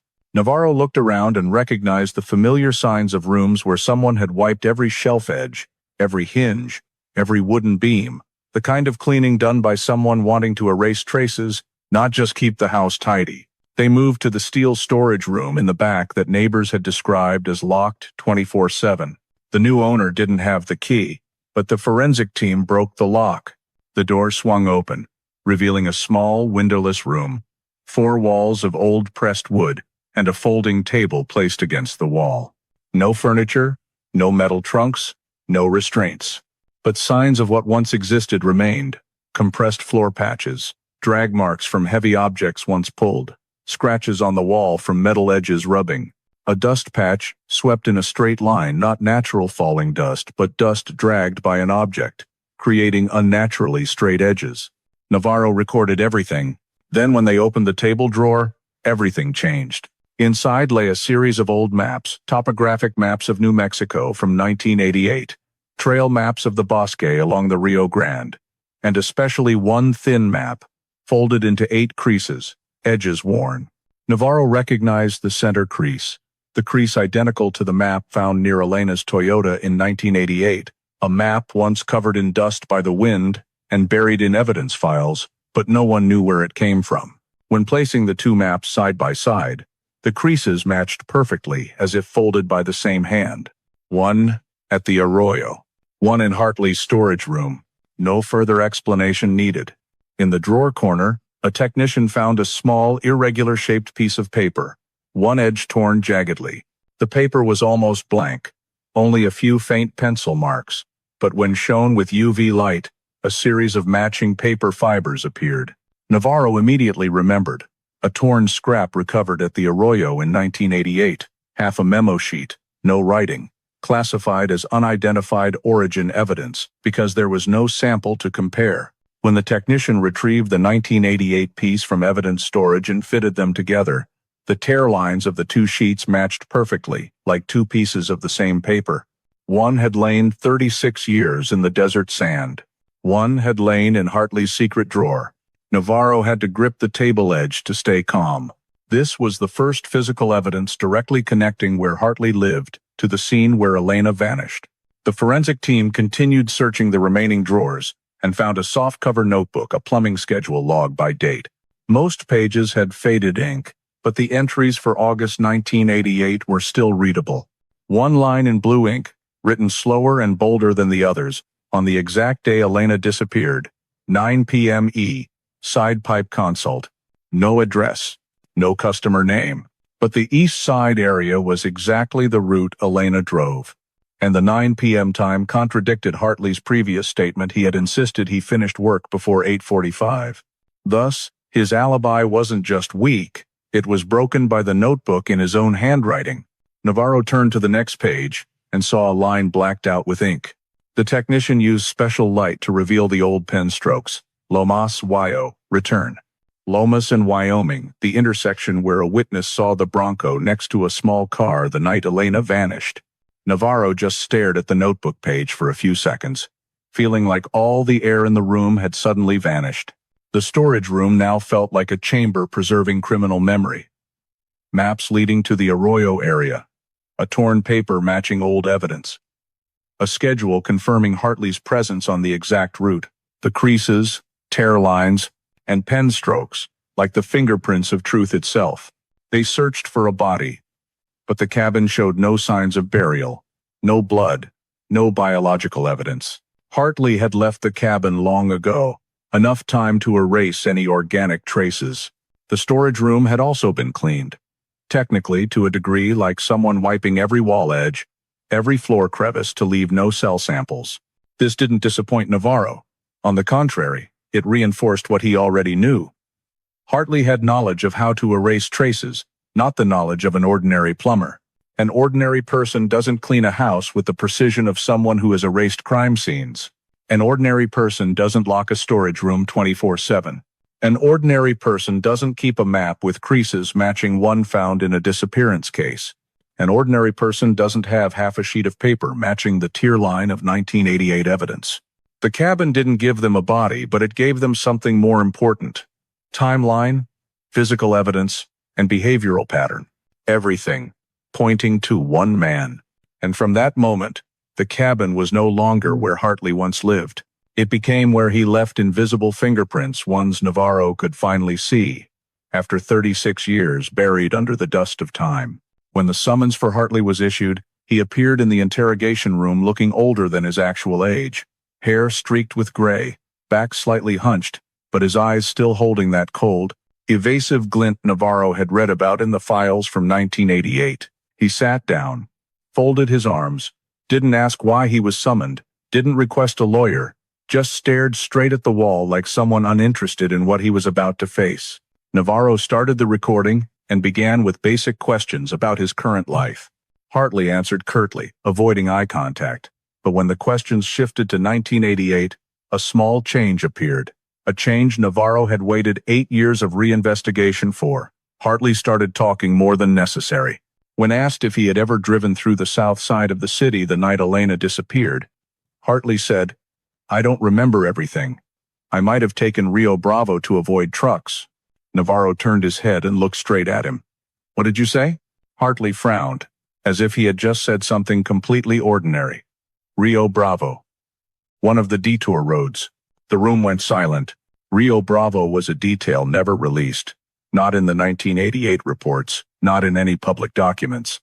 It only existed in internal files, where the hypothesis was recorded that the perpetrator might have used Rio Bravo to slip away from the main route after taking Elena's car into the arroyo. Only those on the investigation team knew that hypothesis. An innocent person could never know it. Navarro didn't react outwardly, but in his mind, a red mark flashed. He let Hartley keep talking, waiting for more similar slips, and then they came. When asked if he had ever seen the silver Toyota Tercel near the arroyo area, Hartley replied, "No, I didn't see it when they said it was hidden there." Navarro repeated, "Hidden?" Hartley swallowed, corrected his tone, "Abandoned." But Navarro had heard it. The word hidden isn't one an innocent person uses. An innocent person says abandoned, parked, left behind, but no one says hidden, unless they know the intent behind placing the car in the arroyo. That word implies deliberate action, purpose, concealment.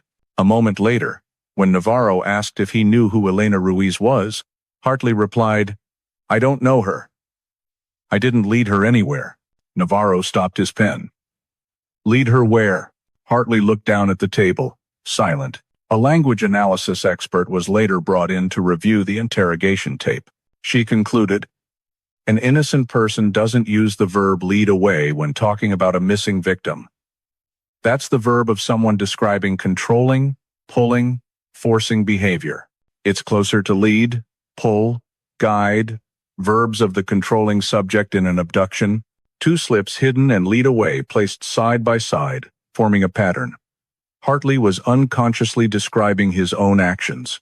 When Navarro moved to questions about the dark green Bronco, Hartley gave a different version from his 1988 statement. He said, "That night, I drove the Bronco, but I was just driving around because the car was acting up." Navarro reminded him, "In 1988, you said you drove the company vehicle." Hartley didn't remember, or pretended not to. He said, "Maybe I got it wrong. It was a long time ago." But that contradiction was no longer in the realm of forgotten after so long. It was the slide of someone trying to rebuild their story. The analyst continued, pointing out micro-patterns in Hartley's pronoun use. Whenever Navarro asked what he did, Hartley used, "I think," "I guess," "maybe," but when Navarro asked what Elena might have done, he answered with more certain structures. "She drove. She went that way. She panicked." A normal person couldn't know what the victim did. Someone present at the scene would know. Even more notable was when Navarro asked, "Do you know the Eastern Arroyo area?" Hartley replied, "Sure, that's the place people lead." Then stopped, trying to correct to, "The place people usually park when tires overheat." The entire observation team noted the clear deflection. He unconsciously described the arroyo as a place to lead people into, not a place people park. The shift from lead to park wasn't enough to hide the initial thought that had escaped. Every sentence, every word choice, every grammar pattern revealed Hartley's inner knowledge. Something Navarro had predicted long ago. He knew too many details about a case an innocent person couldn't know. The word Rio Bravo was the first lock. The word hidden was the second. The word lead was the third. The contradictions about the vehicle, timeline, and tone were the fourth, fifth, sixth. When the interrogation ended, Navarro stepped outside, hand still gripping the pen tightly, heart pounding. He didn't have a confession, no nod of admission, but he had something stronger to request an arrest warrant. The suspect's unconscious language, something no one can fully control, especially when they think they're walking into an interrogation room just to answer a few questions. Navarro submitted a nearly 40-page report to the prosecutor's office, stating clearly, "Suspect John Michael Hartley used a series of semantic structures demonstrating internal knowledge of location, actions, and scene details that only a participant could know. This establishes probable cause for an arrest warrant." And for the first time in 36 years, the justice system had enough basis to bring Hartley under control, not because he confessed, but because the very words he chose had betrayed him. After the interrogation of Hartley and obtaining a series of language slips that exposed a level of knowledge an innocent person could never have, Navarro knew the time had come to build a complete criminal case file, a file without a body, without biological traces, but strong enough to prosecute under the rare model. No body kidnapping case. A kidnapping prosecution. Without finding the victim. This is the type of case that requires a high degree of logic, an extremely tight chain of comparisons, and must prove that the suspect not only had opportunity, but was the only person fitting every element of the crime pattern. Navarro began by placing two timelines side by side. Elena's movement timeline on the evening of August 29, 1988, and Hartley's activity timeline in the same period. What he obtained wasn't loose intersections, but an almost perfect overlap. Elena left the store around 9 p.m., driving through Wyoming Beelvede. Hartley noted in his notebook 9 p.m. Eastside, and the manager confirmed he was regularly on that exact route at that exact time. The window when Elena disappeared from 9 to 9:28 was the only unverified gap in Hartley's schedule. Elena's Toyota appeared in the Arroyo around 9:30 to 9:40. Hartley's Bronco was seen in the AI video passing the intersection just minutes before the Toyota was abandoned.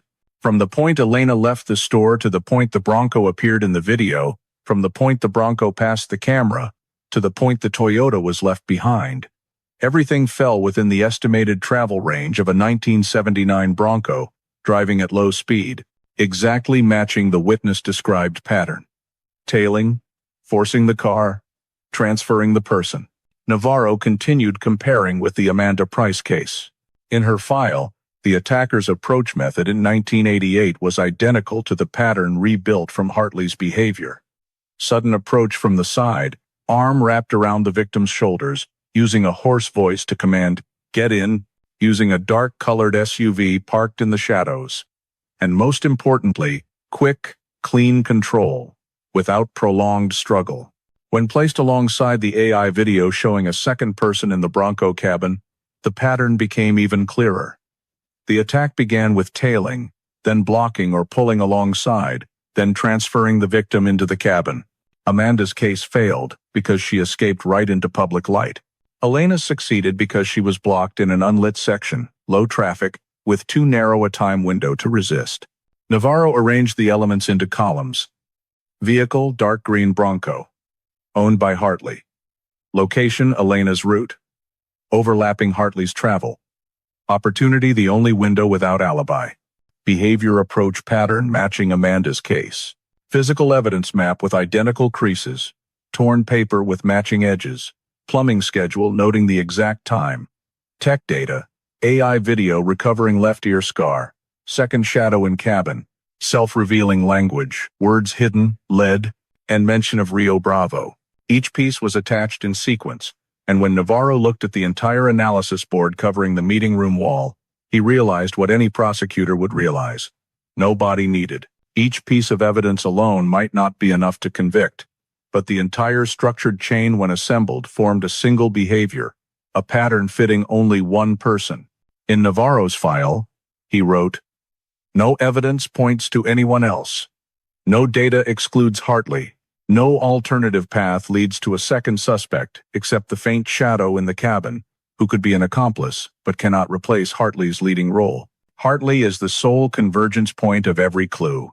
When cross-analyzing, Navarro also pointed out that the probability of someone else matching all factors, matching vehicle, matching route, matching empty time slot, matching approach pattern, matching left ear scar, matching evidence found in the cabin, was nearly zero. Reviewing the entire file under the no-body kidnapping case model, the prosecutor required Navarro to prove 5 points. 1. The victim was deprived of liberty. 2. The action was not voluntary. The suspect had opportunity and motive. 4. The behavior fits the description of kidnapping crime. 5. The suspect is the only one fitting the event chain. Navarro proved each point by relying on the fact Elena never left behind wallet, phone, clothes, or notes. By her behavior fitting a stable person, not running away. By the perpetrator's approach method matching Amanda's case. By tire tracks, map, torn paper, by AI video showing Bronco and Scar, and by Hartley's own contradictory, self-collapsing statements in the interrogation room. The most important thing in the prosecution model is logic. Logic linking scattered pieces into a seamless chain. And in Hartley's case, the logic wasn't just fitting. It was nearly perfect. The one with the dark green Bronco was Hartley. The one present on the exact route was Hartley. The one with the empty time slot matching Elena's disappearance window was Hartley. The one approaching Amanda with the control pattern was Hartley. The map in the cabin was a copy of the map at the arroyo. The paper in the cabin matched the tear line of the paper at the arroyo. Statements matching internal details. Scar matching description. Posture and height in video matching Hartley's record. Second, shadow showing organization, not random action. And most importantly, no one else in the entire scope could replace his position in the behavioral pattern. With all those factors, Navarro placed the file on the desk of the New Mexico State Prosecutor under the title, Comprehensive No-Body Kidnapping Case File, People v. Hartley. Not just a report. Not just an analysis. This was the first pillar in bringing a man who had escaped justice for 36 years back into the light. And from here, the legal process had full basis to begin. The arrest warrant was signed on a morning in early summer 2025, when the temperature in Flagstaff had just begun to warm up and the tall pine ridges were still covered in thin mist. The task force, coordinating with APD and Flagstaff police, chose the moment when Hartley was at work, a small repair shop behind Route 66, where he was a temporary technician on a short seasonal contract. The decision not to arrest him at home was to avoid the chance he might destroy evidence or escape via the dirt roads he knew by heart. When unmarked patrol cars suddenly blocked both ends of the road leading to the shop without sirens, his co-workers only had time to look up when they saw the figures in bulletproof vests rushing in. Hartley was then removing a water line from the ceiling, standing on an aluminum ladder, back turned to the door. The first officer who entered shouted his name. Hartley turned around, not surprised, not startled, but also not trying to run. His face seemed to sag halfway, wrinkles deepening, eyes direct but strangely empty. They ordered him to raise his hands. He climbed down the ladder slowly, without resistance, but as soon as the handcuffs clicked tight on his wrists, everything exploded. Hartley threw his head back and shouted loudly, his characteristic hoarse voice breaking like metal scraping concrete. "It's not just me!" That shout echoed throughout the shop, making the entire task force pause for a second. Those three words, not just defiance, but a half-confession, an indirect admission that someone else was involved. Navarro heard it over the radio and felt goosebumps all over his body. That statement matched the second shadow in the AI video, matched the suspicion he hadn't yet dared put in the official report. A piece of truth had escaped from the suspect's mouth on its own, not when questioned, not when pressured, but at the most instinctive moment, the instant of arrest. The people in the shop who had seen Hartley as a quiet, taciturn man, always taking the tough shifts and never causing trouble, stood frozen. A young female receptionist covered her mouth with her hand, eyes wide in horror. She told police that Hartley was gentle as dirt, always answering yes and sir, never raising his voice to anyone. Another co-worker, who occasionally smoked with him after hours, shook his head repeatedly and said he lived too quietly to ever do anything wrong. But when Navarro arrived at the scene, stepping into the shop, he noticed something Hartley's co-workers hadn't. The quietness they described wasn't kindness, but a kind of emptiness, the emptiness Navarro had seen in the behavior of many long-term suspects. People who had lived long enough with secrets to build a perfectly pretended life. Hartley was pushed into the police car. As the door closed, he leaned his head back, looking out the window with an icy stare, not resisting but also showing no remorse. He didn't ask why he was being arrested, didn't ask about his rights, didn't ask for a lawyer. He just breathed heavily and closed his eyes as if the arrest had been part of a scenario he had once considered. The news spread across Flagstaff in less than an hour. A simply living man, day after day fixing plumbing, became the center of a disappearance case stretching 36 years. Local media rushed to the front of the shop. Some neighbors from the mobile home park where he had lived during winters came to watch, trying to understand what was happening. Some said he was polite, but kept to himself. Some recounted he often took late-night walks near the train tracks. Some remembered his habit of washing his vehicle for hours even in freezing cold. But no one imagined he could be linked to an unsolved kidnapping. The news of the shout, "It's not just me," spread faster than the arrest itself. Reporters, analysts, social media users all tried to guess who the accomplice was, whether it really existed, or if it was just the panicked reaction of someone cornered. But for Navarro, that statement wasn't panic. It was a puzzle piece, the piece he had suspected since seeing the second shadow in the 1988 video.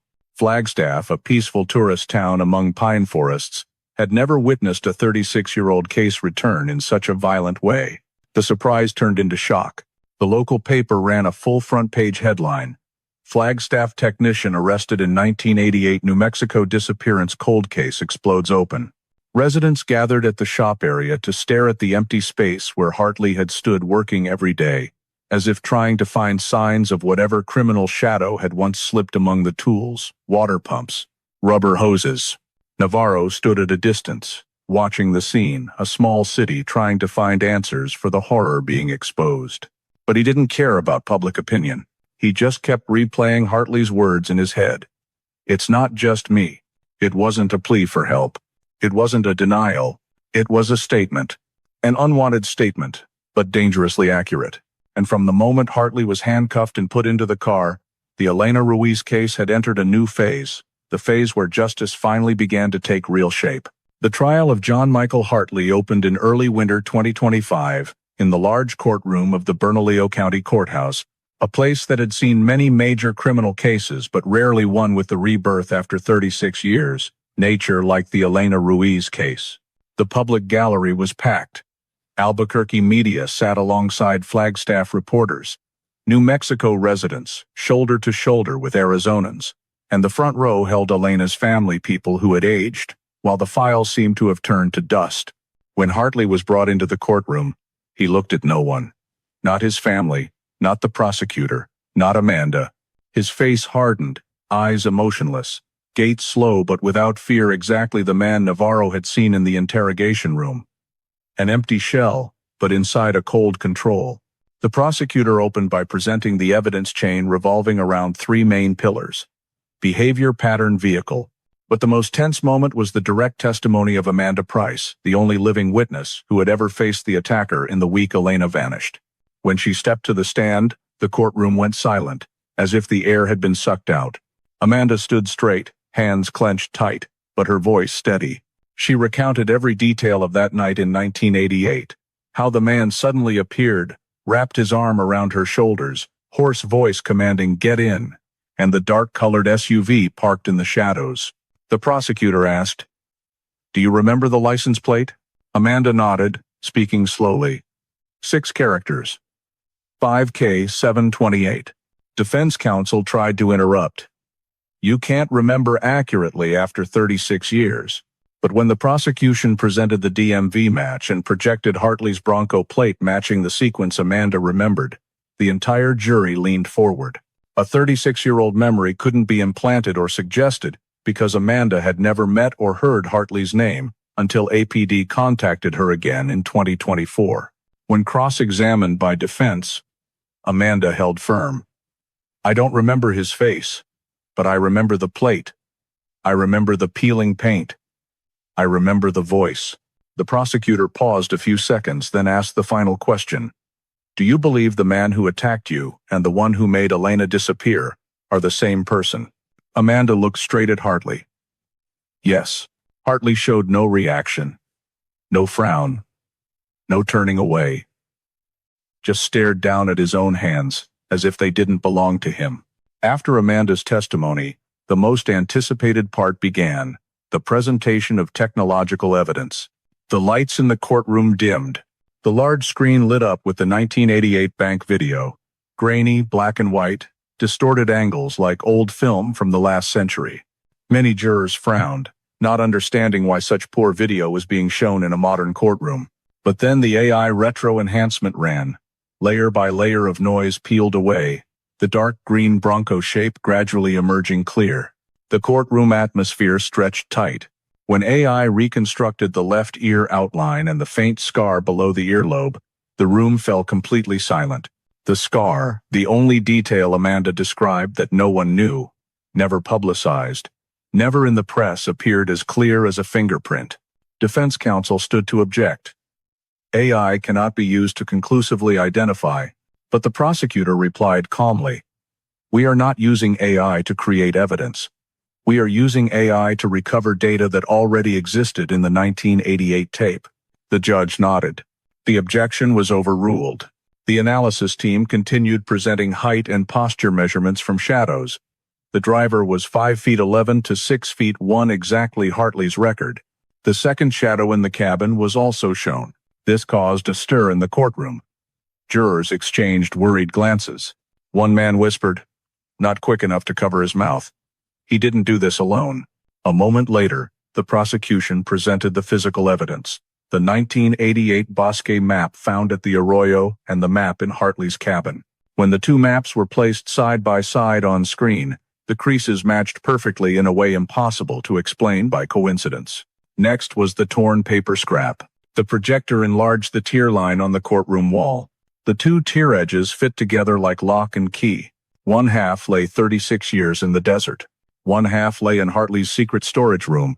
No further expert explanation needed, the jury saw it themselves. The final evidence was the timeline. The prosecutor placed two large columns. Elena, August 29, 1988, and Hartley, August 29, 1988. Red-marked boxes ran parallel. Elena left the store at 9 p.m. Hartley noted 9 p.m. east side. Elena disappeared 9 to 9:28. Hartley had no alibi for exactly that window. Bronco appeared in video at 9:17. Toyota abandoned at Arroyo 9:30. When the timeline was complete, there was no gap left for anyone else to fit. But defense didn't give up easily. They stood, clinging to the only remaining point. No body. "No one knows where Elena is," the lawyer said. "No one proves she was kidnapped. She could have left voluntarily. She could still be alive somewhere. No body means no crime." Navarro, sitting in the witness row, just smiled faintly. The smile of someone who had prepared for this moment for years. The prosecutor stepped forward, hand on the podium. "No body does not mean no crime. A kidnapping does not require a body. It requires three things: act of depriving liberty, means of execution, and a suspect fitting the pattern." And here he pointed straight at Hartley. "He has all three." Then the prosecutor pointed to the screen, listing each point like nailing into a board. Behavior, approach pattern matching Amanda's case. Hoarse voice, forcing into vehicle. Vehicle, dark green Bronco. Plate matching Amanda's memory. Scar matching video. Tire tracks fitting. Location, Elena's route overlapping Hartley's travel. Maps with identical creases. Torn paper with matching edges. Opportunity, Hartley's only empty time slot. Exactly Elena's disappearance window. Language, saying hidden lead and Rio Bravo internal details never released. He doesn't just have opportunity, the prosecutor concluded. He is the only one with opportunity. He doesn't just fit the pattern. He is the pattern. When the prosecutor returned to his seat, the room was so quiet, you could hear a pen drop to the floor. Hartley still sat there, motionless, but the vein on his jaw tightened. No one in the room knew what he was thinking, but everyone clearly saw what he could no longer hide. For the first time in 36 years, he was no longer outside the truth. He was surrounded by the very pieces he had left in the darkness for 3 decades. And for the first time, justice was taking shape. The jury only took 4 hours to deliberate, unusually short for a case spanning 3 decades with thousands of pages of evidence. But when they returned to the courtroom, no one doubted the outcome anymore. The foreperson stood up, hand holding the paper, trembling slightly but voice firm. "We find the defendant, John Michael Hartley, guilty of first-degree kidnapping."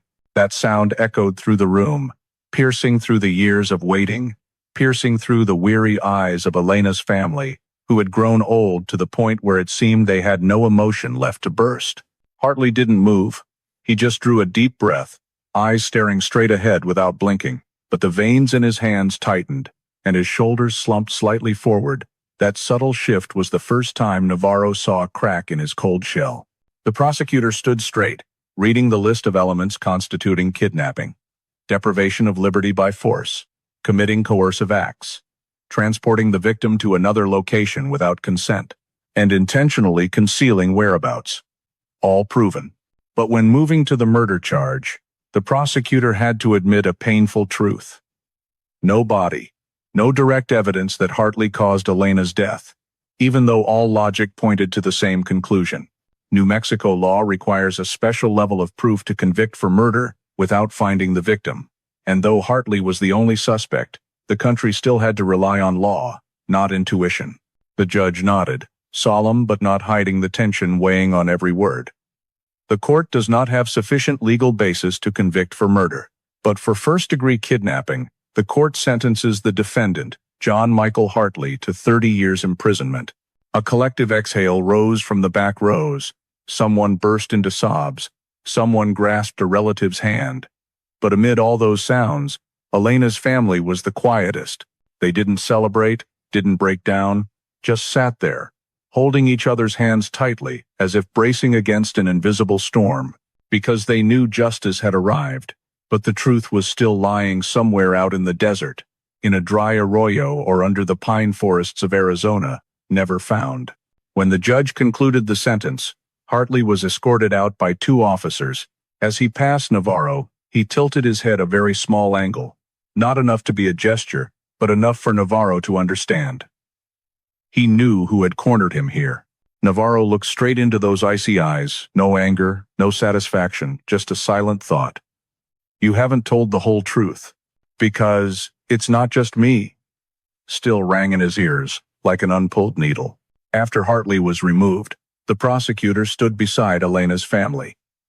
He said what they already knew, but still cut like a fresh wound. This verdict is not the end. It's only one of the answers. The others are still out there. Elena's mother, hair completely white, back bent, looked up, eyes holding 3 decades of exhaustion but no longer anger. She said very softly, "We just want to find her." The prosecutor only nodded. Navarro stepped over, gently placing a hand on the father's shoulder. "We won't stop." Outside the courthouse, reporters crowded with questions. Is anyone else involved? Who is the accomplice? Where is Elena? Has Hartley said anything more? Does police have new search plans? Navarro didn't answer in detail, but said what he believed was most true. The kidnapping has been resolved. The Elena case has not. The story few noticed was the reaction of the Flagstaff community itself, where Hartley was arrested. They were shocked that a quiet man they had thought was gentle as dirt was convicted as a kidnapper. But when they read the indictment, watched the AI video, saw the double-folded maps, they understood this wasn't a case based on suspicion. This was a case built on logic as tight as steel, something Hartley couldn't hide forever. And then the question hung over New Mexico, Arizona, and Colorado. Where is Elena Ruiz? The verdict didn't answer that. 30 years in prison didn't answer that. Hartley, the man who had lived with the secret for 3 decades, kept his mouth shut.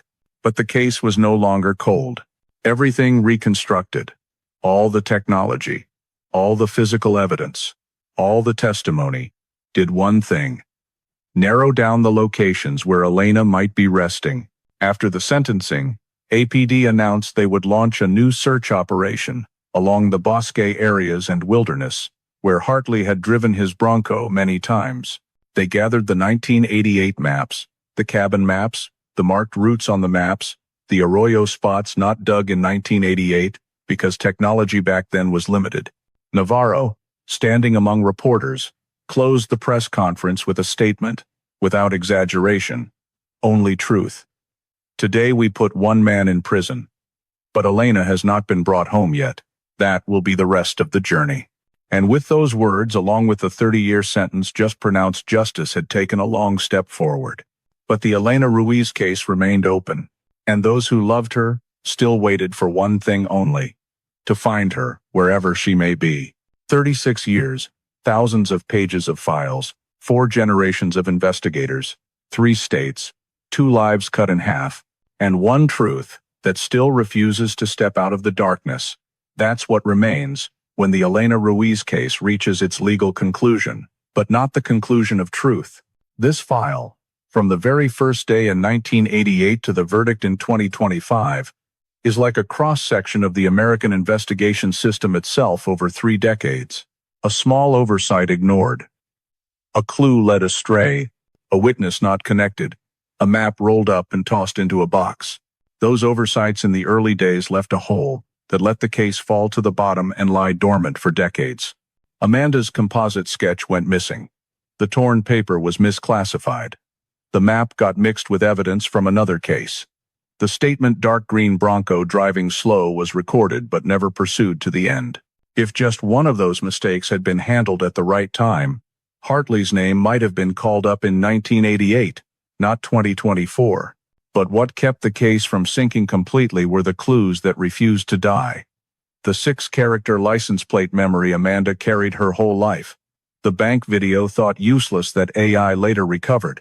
The map with identical creases, impossible to explain by coincidence. The tear lines fitting together like a wound meeting the blade that made it.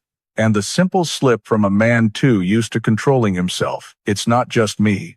When put all together, they became an unbreakable chain of logic, not because of one single piece of evidence, but because everything pointed to one single convergence. Hartley was in the right place, at the right time, with the right pattern, the right vehicle, and the right behavior. When he was sentenced to 30 years in prison, many thought that was the end point. But anyone who followed the case knows the verdict was only one door closing while many other doors remained open. Because Elena has still not been found. From the day she disappeared, no body, no skeleton, no personal item discovered beyond the car in the arroyo. No sign of where she was taken, even though the maps in Hartley's cabin showed he had marked multiple bosque areas and farther southern arroyo regions, even positions outside the original 1988 search range. That is why, even though the court finished its part, the Elena Ruiz file remains open. Not because the law requires it, but because the truth does. APD and the federal search team still maintain 3 key areas based on the Bronco movement pattern. In the video, time speed radius, and the circled points on Hartley's maps. But the heaviest part of the file's conclusion doesn't lie in the numbers, but in the only sentence Hartley uttered when arrested: "It's not just me." That sentence still hangs between 3 states, the line between truth and what he wanted to plant in the minds of those pursuing him. It could be a fabrication, it could be the slip of a desperate man, but it could also be the only real piece he let escape. Because in the AI video, the second shadow didn't appear because of pixel error. A figure shorter than him, sitting hunched, as if hiding in the cabin darkness. Whether that person really existed or not, that's the question hanging over the entire case. But no one has evidence to track that shadow. No name, no vehicle, no record, no identity. And Hartley has been absolutely silent since the trial, never mentioning that sentence again, no admission, no explanation, as if he wants to turn the accomplice into a ghost forever existing in the New Mexico wilderness. In the final reports before closing the legal file, Navarro wrote one short line, not conclusive, just an acknowledgement. One part of the truth has been proven. The rest still lies where the light hasn't reached.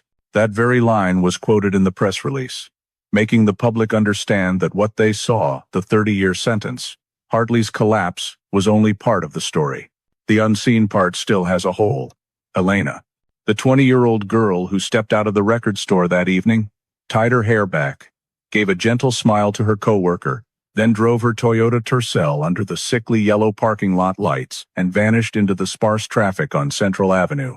All the technology of the future, all the forensic science after 36 years, all the maps, evidence, testimony, led to one man, but none led to where she lies. The case closed in court, but when Elena's family left the courtroom stepping out into the dry, cold Albuquerque sunshine, they knew they were leaving without the answer they had waited for since 1988. And that is the greatest truth of this conclusion. The law has done its part, but the truth remains open. In the file, the last line Navarro wrote as a vow: "We found the one who did it, but we haven't found her yet, so this is not the end." And just like that, the Hartley case closed. The Elena Ruiz case remains open.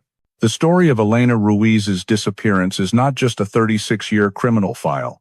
It clearly reflects issues America still faces today: the fragility of personal safety, gaps in the system, and the value of community, as well as individuals, never giving up on the truth. When looking at the investigation journey, certain details remind us of risks that still exist around us. Elena vanished in a 28-minute gap on a summer night in Albuquerque. The route she drove home was familiar, considered safe. But those everyday moments are when people are most off guard. Similarly, Amanda Price, the survivor, once thought her memory wasn't important. But 36 years later, the 6 license plate characters she remembered became the piece that broke the silence. That reminds us that the smallest thing we witness, even just a glance, can sometimes save a life. The mistakes in 1988, like the lost composite sketch and misclassified evidence, forced America to face the reality that justice doesn't just rely on good intent, but on tight procedures, verification, and long-term accountability. Today, in a vast and complex society, that lesson is even more important. Every community, every agency, every person must maintain caution in every step of handling information. When AI was used to recover the 1988 video, we also see the value of new technology. When used properly, it can bring light to forgotten dark pieces. But technology is only powerful when the community doesn't give up, like Navarro, like Amanda, like Elena's family. The final lesson for America today: justice doesn't always come quickly, but it comes thanks to persistent people who dare to speak up, dare to remember, and refuse to let truth be buried. If you want to keep following stories where justice is reclaimed after decades, don't forget to subscribe to the channel so you don't miss any journey like the Elena Ruiz case. Thank you for joining us. See you in the next video, where we continue searching for truth between darkness and time.